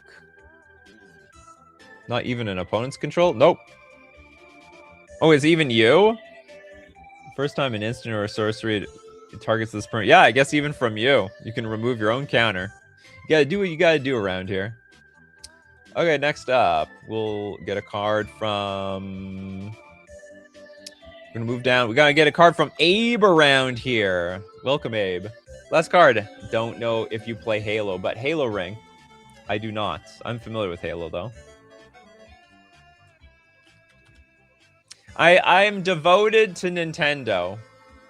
You know, I've pledged my allegiance to Nintendo, so I have played very few Sony PlayStation games. I have played zero Xbox games. Never happened. I am woefully ignorant what's going on with Xbox. Halo Ring is a 7-mana artifact. Enters tapped. That is a very big ring. It's a it's like a portal or something. Indestructible. And for 5 mana, tap, exile all creatures. Then each player gets an emblem with, if a creature would enter the battlefield under your control, exile it instead? Activate this ability only during extra turns. This sounds broken. Exile. So basically, we're getting rid of all creatures permanently. Then each player gets an emblem with, if a creature would enter the battlefield under your control, exile it instead. How do you win the game? We have to win the game without creatures or something? Halo's ring is pretty much a space gun. This looks just impossible. It's flavorful. I think it's broken. This is too strong. Even for this effect. Pretty hard to activate, though. Extra turns aren't easy to come by. Enters tapped, indestructible. Like, what is hard about this? 7 mana is like nothing. The Wooburg is a little bit more difficult, but then it's still... This, like, locks out, like, the main card type from the game. Yeah, it must include in any control deck. Control decks would love this card. In universe, the lore is that these things exterminate all life in the galaxy. How do you... Oh, okay, so... Okay, maybe it's not completely broken. It's indestructible, but you can still exile it. Is this really actually indestructible? Indestructible. Isn't the whole thing that they get destroyed? Am I crazy? Oh, is it a flavor fail? Activate this ability only during an extra turn. My Turbo Fog decks crave this. It's an emblem, though. Hold on. Exile all creatures, then each player gets an emblem. Activate this ability only during an extra turn.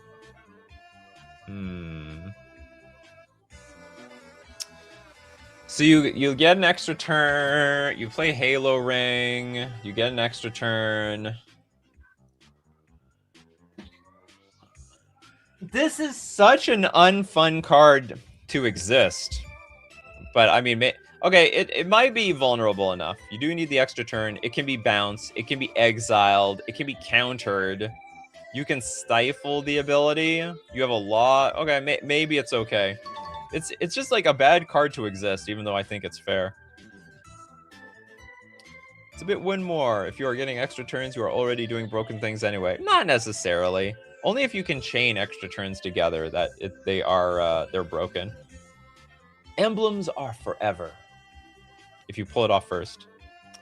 Nikachu, Damien posted their card in the Discord. Okay, let's take a look at let's go take a look at the fresh new cards here. We got. Let's jump to present. The Shards of Miracle. Okay, here we go. It was just one card, right? I'll give you super chat sound effect again. We got Aller Shannon, the Mere Blight. This is hold on. Acknowledge your super chat. There you go, Damien. We wanted, yeah, we can decide. Actually, we're only deciding on one because you donated $5. Okay, Aller Shannon, Mirror Blight. This is a 5 mana, 3 loyalty, legendary planeswalker, also known as Aller Shannon. Aller Shannon can be your commander. +1, draw a card, create a 1/1 blue and black mirror zombie creature token with Decayed. Wow, this is like the weakest 1/1 of all time. You only attack in for 1 and then it dies. -2, until end of turn. If a non-token creature you control died, which it will, return to the battlefield tapped at the beginning of your end step. Oh, sorry, it's a non-token creature comes back. Okay.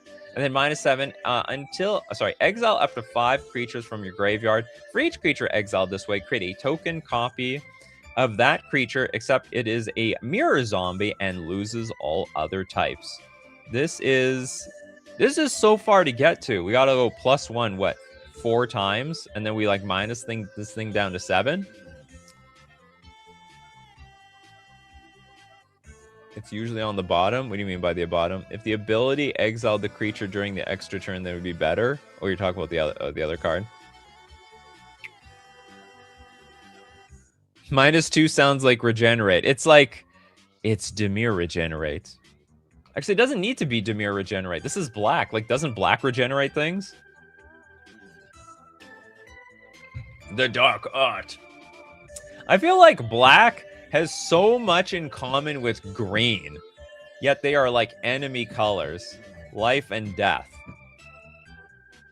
Yeah, they're like light. It's like the order of light. It's the polar opposites of light and death, but they share all the same abilities. They pump creatures. They can regenerate each other. They both draw cards. One gains life, one doesn't gain life. This can be your commander. Ability is usually on the bottom. Oh, that one. Okay, so there's a bit of a templating mishap. Ultimates can you always be ignored? No, not always. Black doesn't really get trample, though. That's true. But there gotta be some differences. Doesn't green do basically anything? Basically, almost anything. I feel like a lot of black abilities are like what green used to do before green did everything. Lore facts, Kamal and Phage are green and black and are siblings. Ah, they have more in common than we think. Okay, so until end of turn, if a non-token creature you control dies, returns to the battlefield tapped at the beginning of your next end step. That lets you go do whatever with your creature. And you know what? If it dies, it dies. Because it's gonna come back anyway. Okay, this is a pretty good design card. The ultimate is fair because it's an ultimate and it's pretty hard to pull off. So you can exile your 5 creatures. Make a giant token. Make a super token. What is it? For each creature exiled this way, we had 5 tokens out of that. We got a whole party. Then we won't need to add planeswalkers. Can be commanders where you want. Okay, Surefire Self says just you wait until they do Edge of Eternity's commander ruling thing with planeswalkers this time instead of vehicles. What, like, oh, I see. Like the commanders can just be your planeswalkers, period. They just change the rules. No, hold on. How did that work? What were the circumstance? Like if it's legendary, it can be your commander? Is that how it is? I don't remember. Life Force and Avoid Fate is a green counter spell. They are, aren't they? Next up, who is in line? I think the next one is 7. Disney and all universes beyond need to leave. Get out of my MTG children's card game, says full-grown adult with adult income. Thank you very much for that super chat. We'll donate that later on in the show. Surefire Selves with the Auctioneer's Market. I think as a custom card creator, I've come to realize I like mini game cards. Also, apologies for the wordiness. Well, unfortunately, we've already taken the, what's it called? Wordy bingo spot off the bingo card. Auctioneer's Market.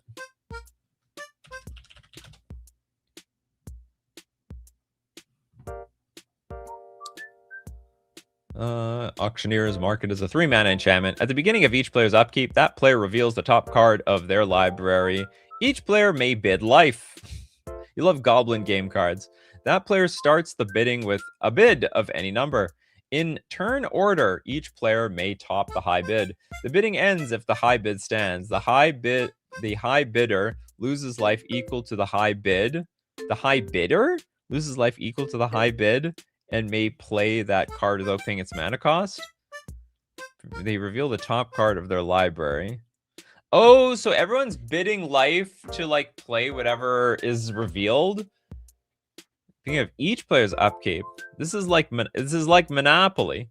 Okay, I don't want to buy the property. I'm going to leave it to auction. And guess what? That's so weird. If you don't want to buy the property, you can still try to buy your own property for auction. This cost me an arm and a leg, but it got me to cast World Spine Worm for free.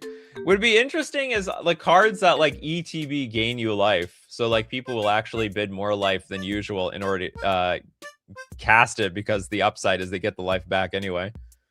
Damien says, thanks for reviewing my card. Thank you very much for submitting your card, Damien.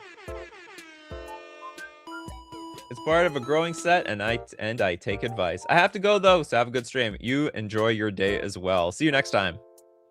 They bid life to play their top for no mana. Beginning of each player's upkeep, that player reveals the top card of their library. Each player may bid life. That player starts the bidding with a bid of any number. In turn order, each player may top the high bid. The bidding ends if the high bid. Yeah, so like at the beginning of each player's upkeep, everyone can bid to play their card, right?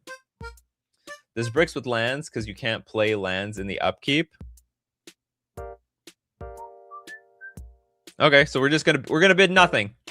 We're gonna bid nothing on that one. I like this. I think this is a cool card. This is like a janky card. This is a card everyone. This is where the life gain players, they've come out of the woodwork. It's like, yes, now is our time, boys and girls. They all laughed at our life gain cards, and all of a sudden, life gain is on the table. Life gain is the hottest commodity in the marketplace. The absolute hottest. Okay, I like this card. Gives life game players some hope. Next up, we got the damn draws with the Mana Fatigue.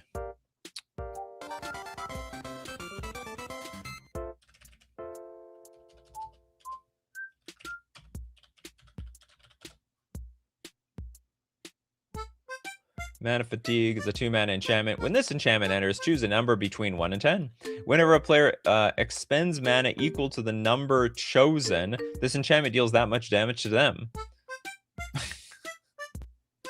What? So it's just going to screw over a very specific mana value? expends mana equal that this enchantment deals that much damage. So if you choose like 10, if someone plays a 10 mana card, oh, I know where this ruins people. You name their commander.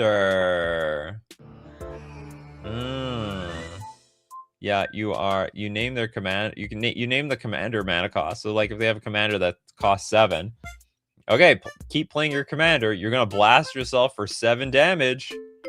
It's like, yeah, that's how you use this thing. 2 and 3 getting chosen time after time. I don't think so. No commander tax changes. Whenever player expends mana equal to the number chosen, enchantment. Oh, it doesn't work because the commander tax gets around it. Oh, I see. The commander. So you get to do it once and never again. No, it doesn't change the mana value, but it changes the mana expended, which is a new way of like framing how much mana is being spent. Mana value doesn't change, or does it? Actually, does it change? I'm suddenly actually confused. Maybe it does change the mana value on the stack, just like how X spells change mana value on the stack. I mean, it doesn't change the mana value of the card itself, but on the stack it does.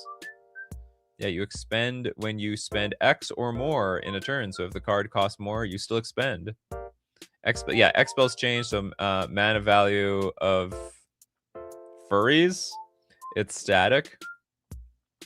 Expend counts the mana spent across all spells you cast that turn. Okay, I guess, okay, if you just spend it on, you choose number 2 and 3, you're just screwing over the burn players. If anything, this actually would be a burn card. Maybe burn would play this thing, but they'll choose a number that will screw over the opponent more than it screws over them. Next, we've got... Who do we have next? We have Rare Blue Skittles. Living Token Keep. What's up with that?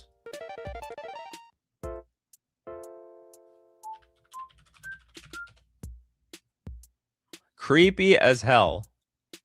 That's what I say. Living Token Keep. Is this like one of those weird piggy banks where like you feed it like a coin and maybe it'll like make a sound or light up or something? This is a very, very scary looking card. 5 mana 2/2 construct. Ward 2. When this card enters, target up to 3 tokens on the battlefield. If those tokens have activated abilities, Living Token Keep gains those abilities. Oh, interesting. 3 tokens on the battlefield. It's very unusual for tokens to even have activated abilities. It would have to be like someone specifically made a token of their better cards with an activated ability. When a token is placed on the battlefield, if it has an activated ability that Living Token Keep does not have, Living Token Keep gains that ability. All right, I am all... This is so highly specific. Is that on here? Yeah, super. This is like an incredibly specific ability. Outrageously specific ability. Oop, where am I going here?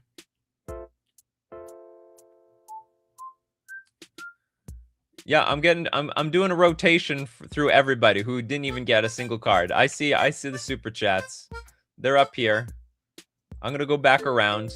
Next will be that collector, and then I go back to you, and then Dono is at the end. So Pejman will get that at the end of the show. The first ability could technically copy 3 tokens with ward, though for a mega ward. Is that how it would work? Oh, I guess so. So you could copy. No, but you can't copy. You can't get the same. If a token is placed on the battlefield, if it has an activated ability.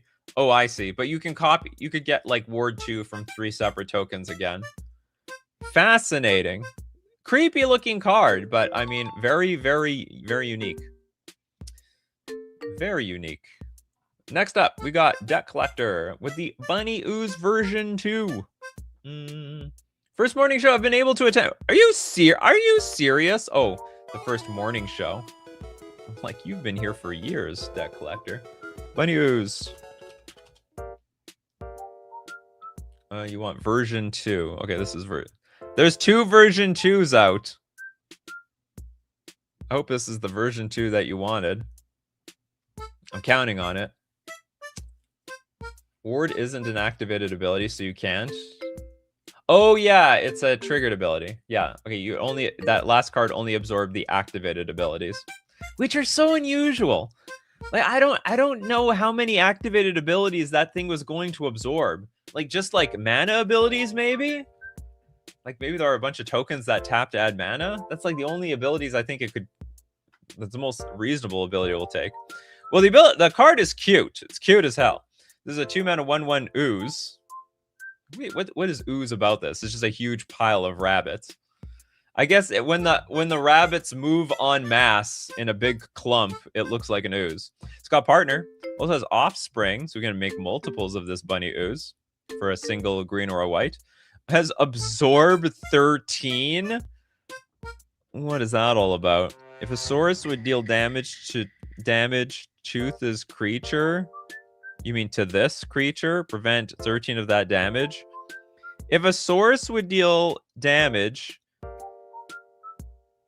was this card designed with text to speech?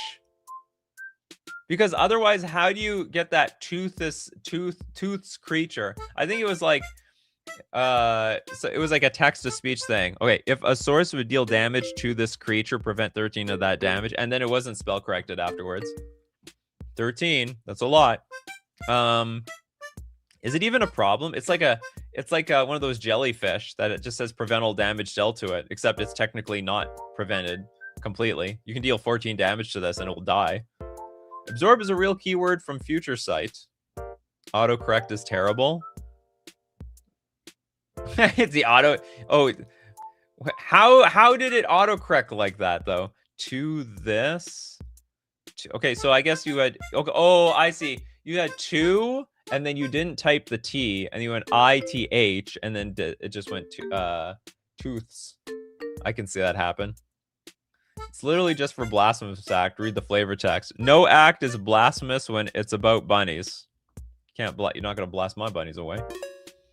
It is this is a cute card. It's a very cute card. Protection from blasphemous act. Protection from a lot of creatures, frankly. It's just it's mostly acts like a jellyfish. But you can have millions of these jellyfish. You get the jelly bunnies. Super jelly. To this without space. Yeah, to this without spaces. To this tooths. Tooths. We're toothing it up here. Okay, next up. We're back to Bacon Catbug. Back to the best. The anti-spell fragrance, just a standard Yu-Gi-Oh card. No mana cost is intended. This is anti-spell fragrance. Hopefully it smells good. What is this, pot of super greed? Anti-spell fragrance is an enchantment with flash. Players can't cast sorcery or enchantment spells from their hand. That's rude. Has no mana cost. Each sorcery and enchantment card in each player's hand without foretell has foretell. So we're giving them a chance. Its foretell cost is equal to its mana cost reduced by 2. Also foretell for 2 mana. During your turn, you may pay 2 and exile this card from your hand face down. Cast it on a later turn for its foretell cost. So okay, so so there's no mana cost because we have to play foretell with this. It's like, okay, it's basically, it puts a tax on all the sorceries and enchantments. Just a straight up tax on everything. Oh, that's right. The pot of smell. Another Yu-Gi-Oh card. Is this one of those floodgates I hear about? Flash it in at their upkeep? Well, how do you do that? Oh, it does have flash. How do you flash it in? There's no casting cost. Can you foretell it? During your turn, you may pay 2 and exile this card from your hand face down. I don't know how you flash this card in. It seems completely useless. You've activated my trap card. Blue Bomber says, yes, that is a floodgate. With foretell? But it's coming into play face down. You can just foretell it. Oh, so you foretell it, and then you can its foretell cost is equal to its mana cost reduced by 2. What that lets you like I don't get it. Maybe I don't remember what the foretell mechanic exactly does. You can cast on a later turn for its foretell cost, so timing rules still apply. Oh, okay. So like if I had a creature with foretell, I can only like flip it up on my turn, like at sorcery speed. But because this thing has flash, I can now foretell it at instant speed. Like foretell felt like morph to me, and you can use morph as a special ability. Oh, sorry, special action card. All right, all enchantments cost more mana. You have to foretell everything. It's important. Reading the reminder text explains the mechanic. During your turn, you may pay 2 and exile this card from your hand face down. Cast on a later turn for its foretell cost. That didn't change anything. Didn't say I have to play things at sorcery speed. Didn't say that at all. They cost the same mana but are delayed a turn. Okay, next up. We are taking a look at the damn draws with Called by the Ichor. Running out of super chats or super chat sound effects.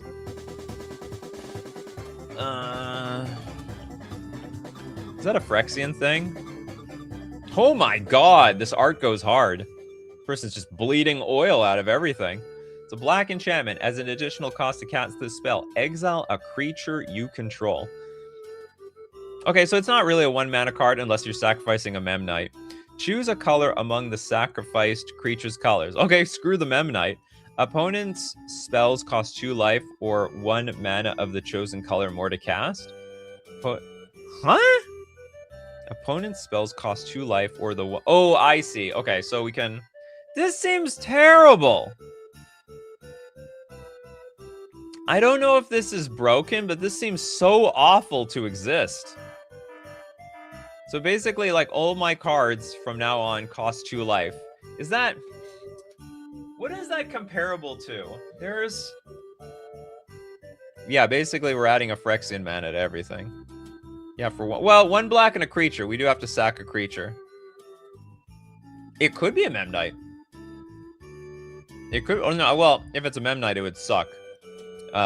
Because they could just pay the 0. It's a Phyrexian mana tax. Basically, yeah, it is 100% Phyrexian mana tax. But if let's say you sacked a black creature, then paying the black would be easy for the people who are playing black. If you're not playing black though, you're gonna pay up the butt for this thing. Yeah, you need the creature the opponent plays, or you just pay 2 life. 2 life is a lot of life though. It's a wild amount of life. Breen Lala loves it. Thinks it's neat. I think getting this out very early would be outrageously painful. But maybe it is not as crazy as what is called Zozu, where whenever a land enters the battlefield, you get dealt 2 damage. So maybe it is not as crazy. Because there's already cards that tax in life, and they're annoying as hell, but not impossible to deal with. Larry Life Gain does not care. Oh my, I absolutely love that name. I didn't know we named the Life Gain player Larry. Larry Life Gain player. Stacks 4 of these. Yeah, we need stacks with Trinisphere and millions of other things. Total Deck, the bingo alert. We have a 2-hour stream. That is right. The stream has gone on for 2 hours. But that's not the only thing that's been going on, been happening. We also now have a bingo. Can I draw?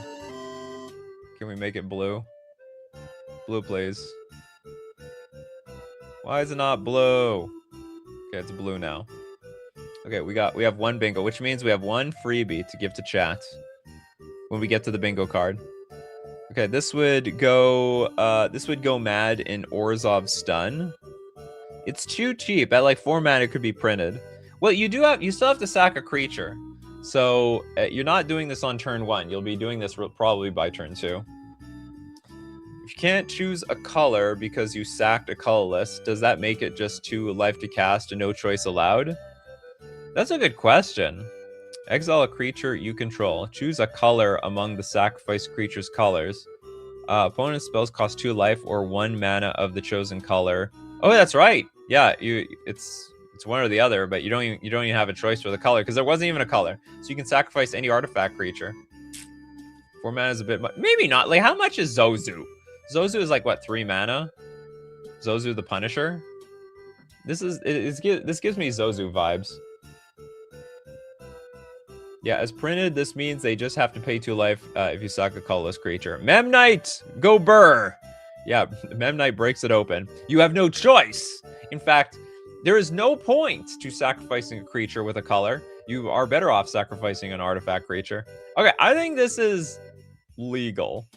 I would not like to play against this card. I would not like playing with this card, but I don't think it like breaks the game or anything like that. And I think we've gone through all the regular cards. It's time for donos. Hey, is there someone named Pedgeman in the house? Would they like a donation? Oh, wait a minute. Actually, the card has been chosen for Pedgeman. All right, you don't have a choice. You don't have a choice, Pedgeman. Thirst for blood. I was going to give you a choice. You don't get no choice. The choice has been made for you. Thirst for blood is a black kindred sorcery vampire. It's got incantation. Choose 1 or more additional costs. You may choose a cost if all previous costs have been chosen as well. +1. Is this like Spree? Choose 1 or more additional costs. You may only choose a cost if all previous costs have been chosen as well. All previous costs? What? But this is a kindred sorcery. We're only using this once. Okay, hold on. Choose 1 or more additional costs. You may only choose a cost if all previous costs have been chosen as well. I don't understand that part. It's like not Spree. Oh, do we have to like choose them in order? Like, again, each opponent sacrifices a creature, and I can only have and then I can create a blood token, but only if I've also each opponent sacrifices a creature. Like, it has to be done. You pick the abilities in order. Okay. That's how I just barely assumed. It's not super clear. So first ability, for 1 extra mana, each opponent sacks a creature, which is very vampire-like. For red, create a blood token for each creature that died this turn. I swear to God, Pedgeman is in love with the blood token. Pedgeman is blood token's #1 best fan in the entire world. And also for black and a red, draw a card for each blood token you control. So we're cashing in on those blood tokens. Hey, it's an anime card. That's Tohu. Well, we already got the anime bingo spot. And it was a dono. It was a dono to Pedgeman, but the new bingo space is just dono general. Dono for chat. Man, this bingo card is really awkward. It's like super. There's so many. We created an S. We did create an S. And it's created only 1 bingo. I think it's because blood is just a recurring theme for Pedgeman's design space. Yeah, mostly vampires. Pedgeman, huge fan of vampires. Huge fan of Halloween. Everyone gets to dress up as a vampire. We got the S. Is that worth anything? On the lotto ticket? Anyway, excellently designed card for the vampire decks out there. Next, we've got... Okay, it's freebie time. Okay, Fire is giving a freebie to chat. If anybody has freebies, they want freebies. Anna, are you in the chat here? Okay, Arethusa wants a super chat. Okay, you got a super chat, Arethusa. Navy Cat. We have many freebies. We got a cat girl, actually. 5 mana for a 5/5 human cat pirate with haste. When this creature enters, destroy all mice. Destroy all mice and rats? Are mice and rats 2 different creature types in this game? No. It's all rats, right? I swear to God, there's no way. Is there? I want to look up. I can't get to the advanced. Oh, here we go. Mice. Is this a creature type? Is it? It's a key. No, it's not. There's no creature type called mice. It doesn't exist.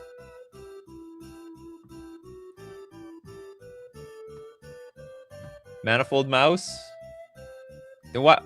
Oh, was it? Oh, is it mouse? Oh, it's mouse. Like is this like is there literally only one mouse? No, there's gotta be no. This is manifold mouse. Okay, I see. Okay, I got it. Okay, I believe it. I'm a believer now. Mouse was meta for like a year. You know, I just assume they're all rats. Why does there have to be like? There isn't a difference between cat and lion. It's not, you know, one day they're just gonna errata all the crap to be the same. Yeah, mice is just a plural form of mouse. I think it got changed like hound became dog. Well, it looks like we moved the opposite direction. Yeah, some creature types got converged.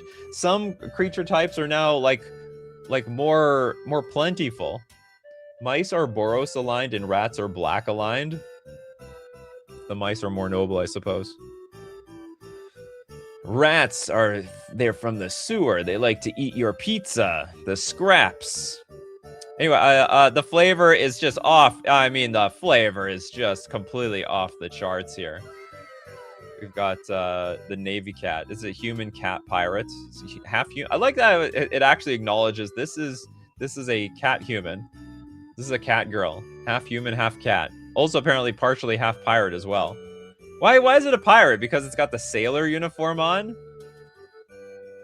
Is pirate like the only thing that acknowledges someone as like a captain of a ship or like a dockhand or something like that? Weird. Okay, anyway, more donos. Who else wants a dono? Anna, do you have a dono? You have a dono or what? You do actually. Anna, your dono is compliments of fire. Was it fire? I think it was fire. Was it? No, fire. No, the Navy cat was fires.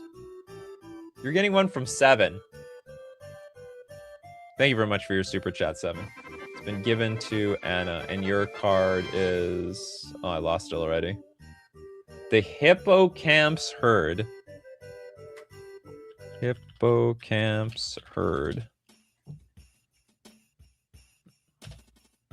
I can't find it. Hippocamps. Oh, I didn't spell hippo. That's my problem. Hippocamps Herd. This is a blue card. When I read hippo, I'm like, this has got to be green, right? Steve Cooper says, this is kind of in real life lore since the Navy used to keep cats to take care of the mice and rats. That sounds awesome. Someone's got to take care of those mice and rats. It's gonna be the cats. Hippocamps Herd is a 6-mana 5/5 horse fish. That's unusual. When this creature enters, you may behold any number of non-token merfolks. If you do, create X 1/1 blue merfolk creature tokens, where X is the number of cards beheld. I may behold. So all I have to do is reveal a billion merfolks from my hand. You may behold any number of non-token merfolks. Okay, fascinating. And I get a bunch of 1/1 blue merfolks. This actually is a very powerful card. When this creature attacks, merfolk you control get +1/+0 and have island walk until end of turn. That is it's an absolute banger card. That's I love it. Bingo, look at it card. Oh, it is a look at it card. Do we have look at it here? No, that's an AI stream. Bingo square. That is a look at it ability though. You're not wrong. I mean, there are 2 sailors in the art. No, there's 3 sailors in that last art. Hippo means horse? Really? Well, that's not obvious to me. Almost borderline confusing. Oh, I need to get more music. The show is gonna end. It's gonna catch me off guard. Okay, I got more music. I got the backup. That should be good to the end of the show. Bingo Creature Lord. It is actually. Do we have Creature Lord on here? Custom keyword proves card. We do have. I swear to God, we have not hit this card. We have not hit the creature lord bingo spot for like basically an eternity, almost for forever. Nikachu not Latin proficient. Absolutely not. Not even close. Hippocamp's herd. Never heard of it. Thur says, like, I Google hippocamps and the first one I found is a satellite. See? Does the S bingo count for something? No. Now it looks like a number 5. We're doing great here. We need a card doesn't work spot and we'll be golden. Or we hit the card doesn't work and the 10-10 or greater. Bong cloud attack for the chess nerds. How is that related? You're talking about the bingo card? It does not look like the Bong cloud attack. I know what you're talking about. Arethusa says, Navy Cat stated specifically because all mice and rats only have 5 toughness max. Oh, I didn't even know that. Would I play this card? Would I play it in Modern? No. It looks impossible to cast. 6 mana is like way too expensive for Modern. If it was cheaper, I would. Like for 4 mana. So for 4 mana and a reduced power and toughness, let's say 4 mana, it's a 4/4, I would probably play this card. Because even at 4 mana, I'm guaranteed value in the... I would love this effect. I don't know, maybe 4 mana is too cheap, but at the same time, like the later the game goes, the less stuff I might have to behold because there's just less merfolk on the battlefield because they've either been killed or I played them from my hand already. So anyway, I like this. I still like the design of this card, but I would not be able to play this competitively because it's like 6 mana. But for Commander, sure, why not? I'd make 1 million tokens off of this thing. Okay, next up, we've got... Who else wants a freebie? We finished the S shape. Well, we might still be working on it. Mercenary wants a bingo from Steve Cooper. Thank you very much, Steve Cooper, for donating to the community here. And the card was... I lost it. Mercenary of the Void.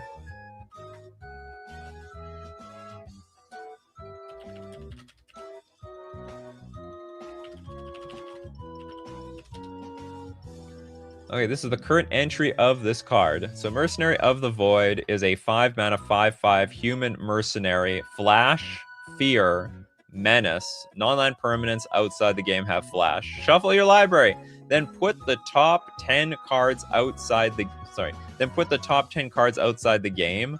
Sounds like a grammatical error. Cast a spell from outside the game. Okay, we can play this. Let's play this at instant speed. They won't see it coming. It's got Fear, Menace. Non-land permanents outside the game have flash. So more stuff has flash. Shuffle our library, then put the top 10 cards outside the game. I don't get... What does that mean? Is it like... And why are we capitalized outside the game have flash? Bingo, too many capital letters. That is right, actually. Fear and Menace on the same time looks weird, like Father and Son. Is that even necessary? Like, does it do anything? Does it turn into Super Menace? And at that point, we should just say you get like can't be blocked by 3 or more creatures. Fear means you can't be blocked, or something like you can only be blocked by like black and blue creatures and artifact creatures, and then on top of that, you have to be blocked by 2 creatures. We need some explanations. This makes no sense. I'm shuffling my library, and when do I... I get to shuffle my library anytime, then put the top 10 cards outside. Oh, the top 10 cards go outside the game and cast a spell from outside the game. Oh, I get it. You know, I would say the capitalization actually screwed me here because it looked like... Because when you have... when outside the game is capitalized, it looks like it's an ability itself. Fear is only blocked by black or artifact creatures. Oh, is it? Oh, I was thinking of the other one. There was Intimidate I was thinking of. Bingo, card doesn't work. Okay, I would say this does work. So it should be... By the way, it's shuffle your library, semicolon, right? Because that is the clause to get the ability to happen. And then it would just be put the top 10 cards. I would say remove the top 10 cards outside the game. Cast a spell from outside the game. Well, so for the low cost of shuffling your library, because we're putting cards outside the game, then we get to cast something from there. It's broken. The card is just broken. Yeah, activated abilities need the colon, right? You have no colon there. Super Wish. You can cast cards. You can cast spells from your sideboard. They're not. Yeah, you can cast stuff from the sideboard, or you can cast cards that you just activated this with. Yeah, but still need to pay the mana to cast that spell. That's nothing. That's that for 5 mana. And if I have 99 cards, or I should say, if it's a 60 card format, I can play 4 cards for free. It's broken. This is absolutely crazy. Okay, then there's there's a second colon. Shuffle your library, then I see. So you don't stack anything on top. Shuffle library, then put the top 10 cards outside the game. Cast a spell from outside the game. Okay, you know what? The colon actually probably is put at the right spot. I was just busted. This thing's just absolutely insane. Not to mention, like, yeah, you could find Thassa's Oracle with this card. Just activate it 5 times on the stack. Activate as many times, or top 10. Oh, you do need it. Your deck needs to be divisible by 10. But once it is, you just activate like as many times. Get the Thoracle in play. GG. Thanks for coming around, suckers. Okay, next up. We'll give... Okay, we have 2 bingos from Big Mike. Thank you very much for your bingos, Big Mike. We'll give one to Pedgeman. Pedgeman is so thirsty. Pedgeman hasn't gotten, like, a bunch of freebies in a very... I mean, you just got one a few seconds ago, but still. It's gotta be one... This is a one-sided freebie. I'm gonna read half your card. Or read through the whole thing super fast. I thirst for donos. Phoenix Flame.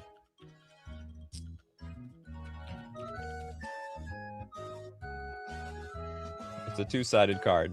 I'm going through this, or is it a 2-sided card? Maybe it's just a 1-sided card. So, like, take a look at Phoenix Flame. Didn't we just do this? Oh no, it's different. Phoenix Flame. Sorry, I was experimenting with framing the Discord to the stream, and I was looking at this card earlier. Phoenix Flame is a red sorcery incantation. Choose 1 or more additional costs. You may only choose a cost if all previous costs have been chosen as well. So we have another one of these types of cards. So first for a red, Phoenix Flame deals 4 damage to target creature or planeswalker. That's good. Then for an additional white, gain life equal to the amount of non-combat damage sources you control inflicted this turn. That is also good. And for double red, Phoenix Flame deals damage to each opponent equal to the amount of life you gained this turn. What? So this is cost a total of 5 mana. Deals damage equal to each opponent equal to the amount of life you gained this turn. Holy moly, what if you set that thing up? What if you have a bunch of enchantments that trigger at upkeep to gain life, and then you play the Phoenix Flame to then just completely wipe people out? All right, this is a Boros Burn player's dream. It's a super lightning helix. Deal 4 damage to target creature or planeswalker, and then does it specifically say gain life? Yeah, to non-combat damage sources you control inflicted this turn. Bingo alert. New keyword incantation. Do we have something like... Oh, new custom... Was it new custom keyword? New custom keyword! We've broken the S. The S, it's destroyed. But on the plus side, we do have a new bingo. Which means another freebie. For the freebie people.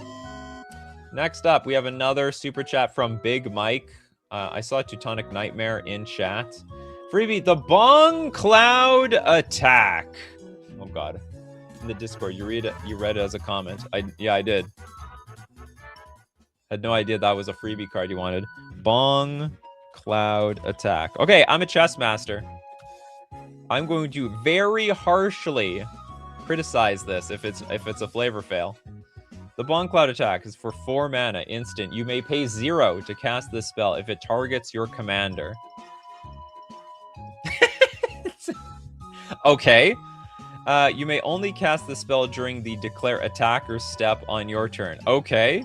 Target creature gets +5/+0, and all creatures that can block it must do so this turn. Destroy that creature at end of combat. Well, I will have to admit, I mean, okay, so for anyone that doesn't know what the Bong Cloud attack is in chess, I mean, it's basically making your king the most vulnerable. It's basically, what are like the two worst moves possible in the game, and maybe scale it back a bit, because the first two moves possible would be probably like f6 into king f7, which I used to play a lot for fun to troll around.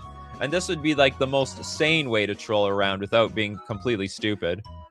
Yeah, it's sort of like a Sudoku type of opening, which, you know, before the Bong Cloud attack, I thought I've seen everything in chess. I thought I saw literally everything. And then the Bong Cloud became like the sort of troll opening in lightning matches.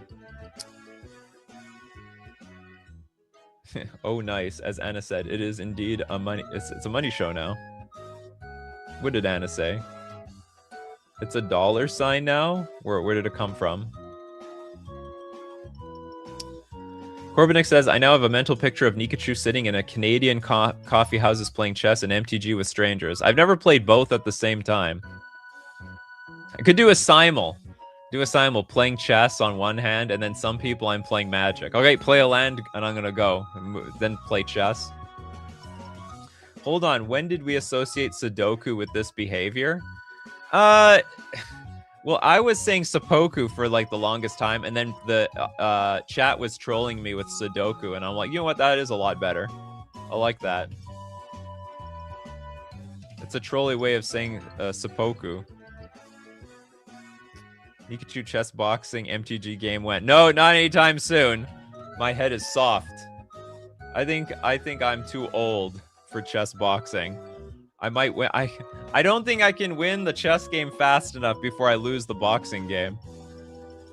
Bingo board is now a dollar sign shape, is it? Oh, people are saying it's like it's like turning into a dollar sign. That's just strange. Okay, Mappius wants a freebie. Why not? All right, you're going to get a freebie from Debt Collector. What, is this a freebie? Oh, no, Debt Collector literally donated here. Oh, sorry, I didn't notice you had one. Okay, so you're okay, I'm going to give you your freebie anyway, because we have a freebie for the bingo card. What was your card, Mappius? Where are you? I lost you, Mappius. What was your card? Okay, downgrade. Let's take a look at your card called down. Whoops. We're gonna take a look at downgrade, which is like an upgrade for this show.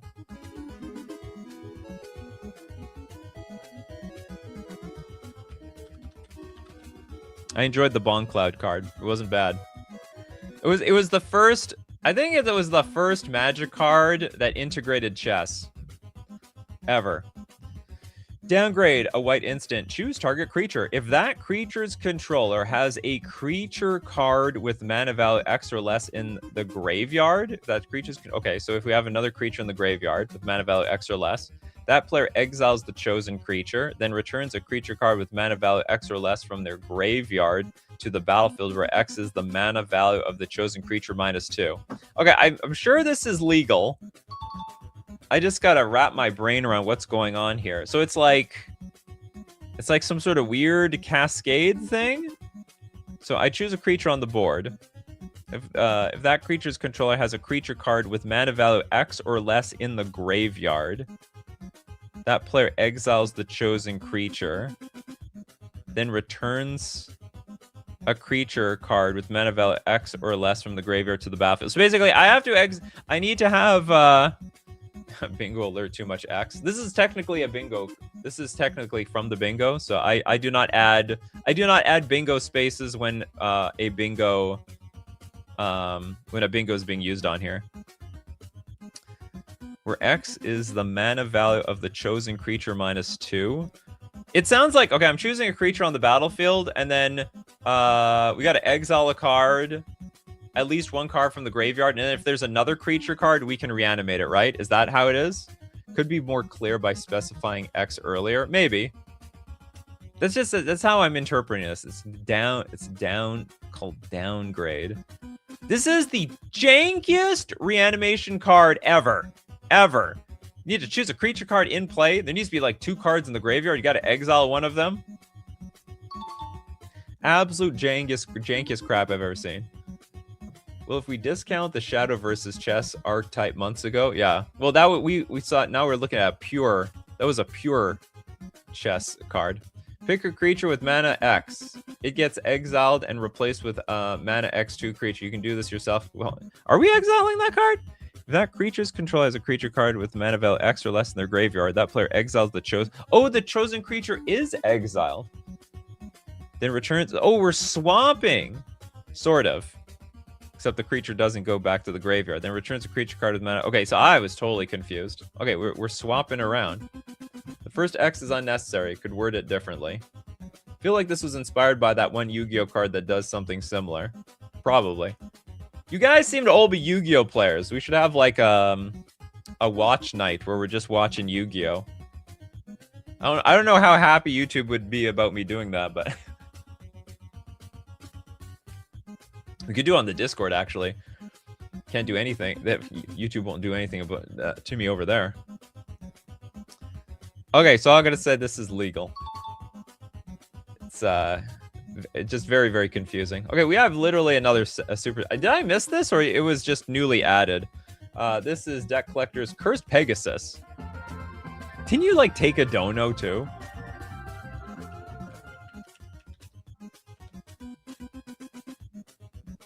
It's Nightmare, but a horse. So for 5 mana, we have a 2/2 Nightmare, Flying, Menace, and Horsemanship. Finally, the card has Horsemanship. Also has Shadow, which makes some sense. This creature can't be the target of spells or abilities you control. I don't know why that's the case. It's got such a custom Magic the Gathering casting cost. Look at this. Or even like an AI-generated magic cost. We got Rakdos, Orzhov, Azorius, and then a black and a white. YouTube is fine with watching public videos. What about public videos that I'm... What about public videos that aren't supposed to be public? See, I bought the first 3 seasons of Yu-Gi-Oh! To watch. Very disappointed in, like, the 3rd season. Oh my god. There was this gigantic detour from the main story. It was very frustrating. They left me hanging on Battle City, and then it just, like, basically took me, like, hours and hours and hours on end to get back to it.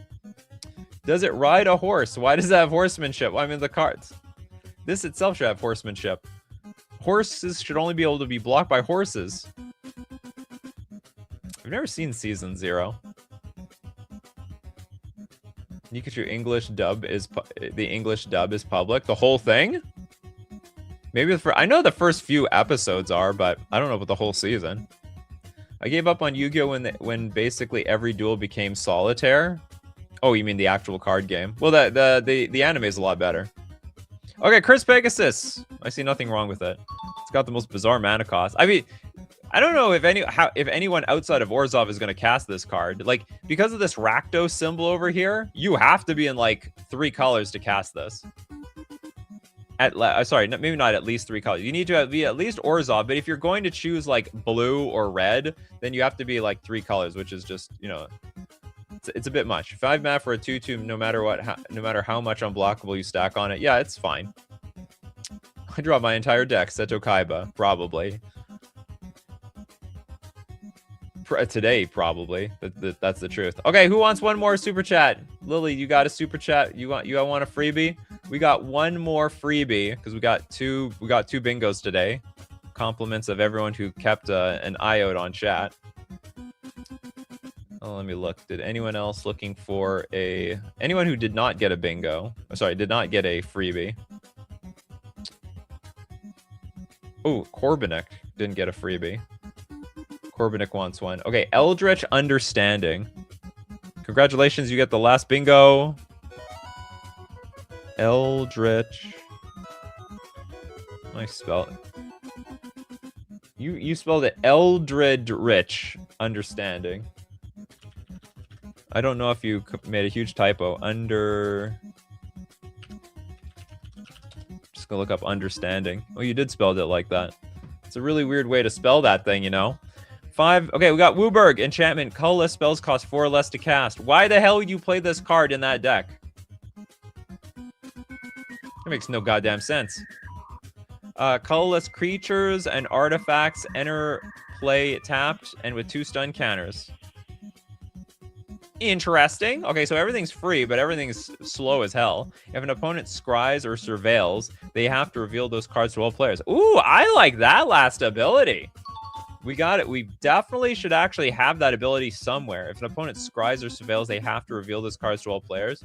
It's like they have to play with the top of their deck face up. I think that's how it would work. But you know what? Maybe we actually have something like that. It's just like opponents play with the top cards of their decks face up. This has to reference something. I'm not too sure. Could cost colorless, less flavor. Yeah, less flavorful. It's a bit of a, well, I don't know. I can't tell if it's trying to help the artifact players or it's trying to tax them. I mean, a lot of artifacts entering the battlefield tapped wouldn't even be that bad, even if they have stun counters. Like, okay, my Mycosynth Lattice has a stun counter on it. Big deal. Came into play tapped. Wow, I really read less as more. Yeah, you would think that. You would think that for a Wooburg card, that would make more sense. You know, you spending Wooburg to make the colorless cards cost more. Maybe that's how it was supposed to be. Cormac, do you make a weird typo? Do we have colorless instants and sorceries? Yeah, we do actually. Like All's Dust, for example. That's one. What if they scry or surveil more than one card? You get to see them all. I think you should be able to see them all. Cool ability. Weird templating for the whole thing. I can't believe it. The show's over. Can you believe it? I'll think about it doing this every week. I know how much you people love it. I'll keep thinking. It all depends. If I do this every week, I have to add breaks to this. I have to add. It's impossible to do this show every single week without breaks. But we do these shows Monday, Wednesday, Friday, 9 a.m. Central Standard Time. Thank you very much for being here today. Also Tuesdays, Thursdays, 8 p.m. Central Standard Time for the night crowd. Thanks to everyone who supports the show. And this is easily the show that supports the channel above every other show that we do. Above and beyond because of all the super chats. And from viewers like you, thanks if you support through Patreon, through being a member on YouTube, or your super chats. And of course, your super chats that donate to other people. And thank you so much for your contributions. That makes the show, I mean, this is still one of the most popular shows on this channel.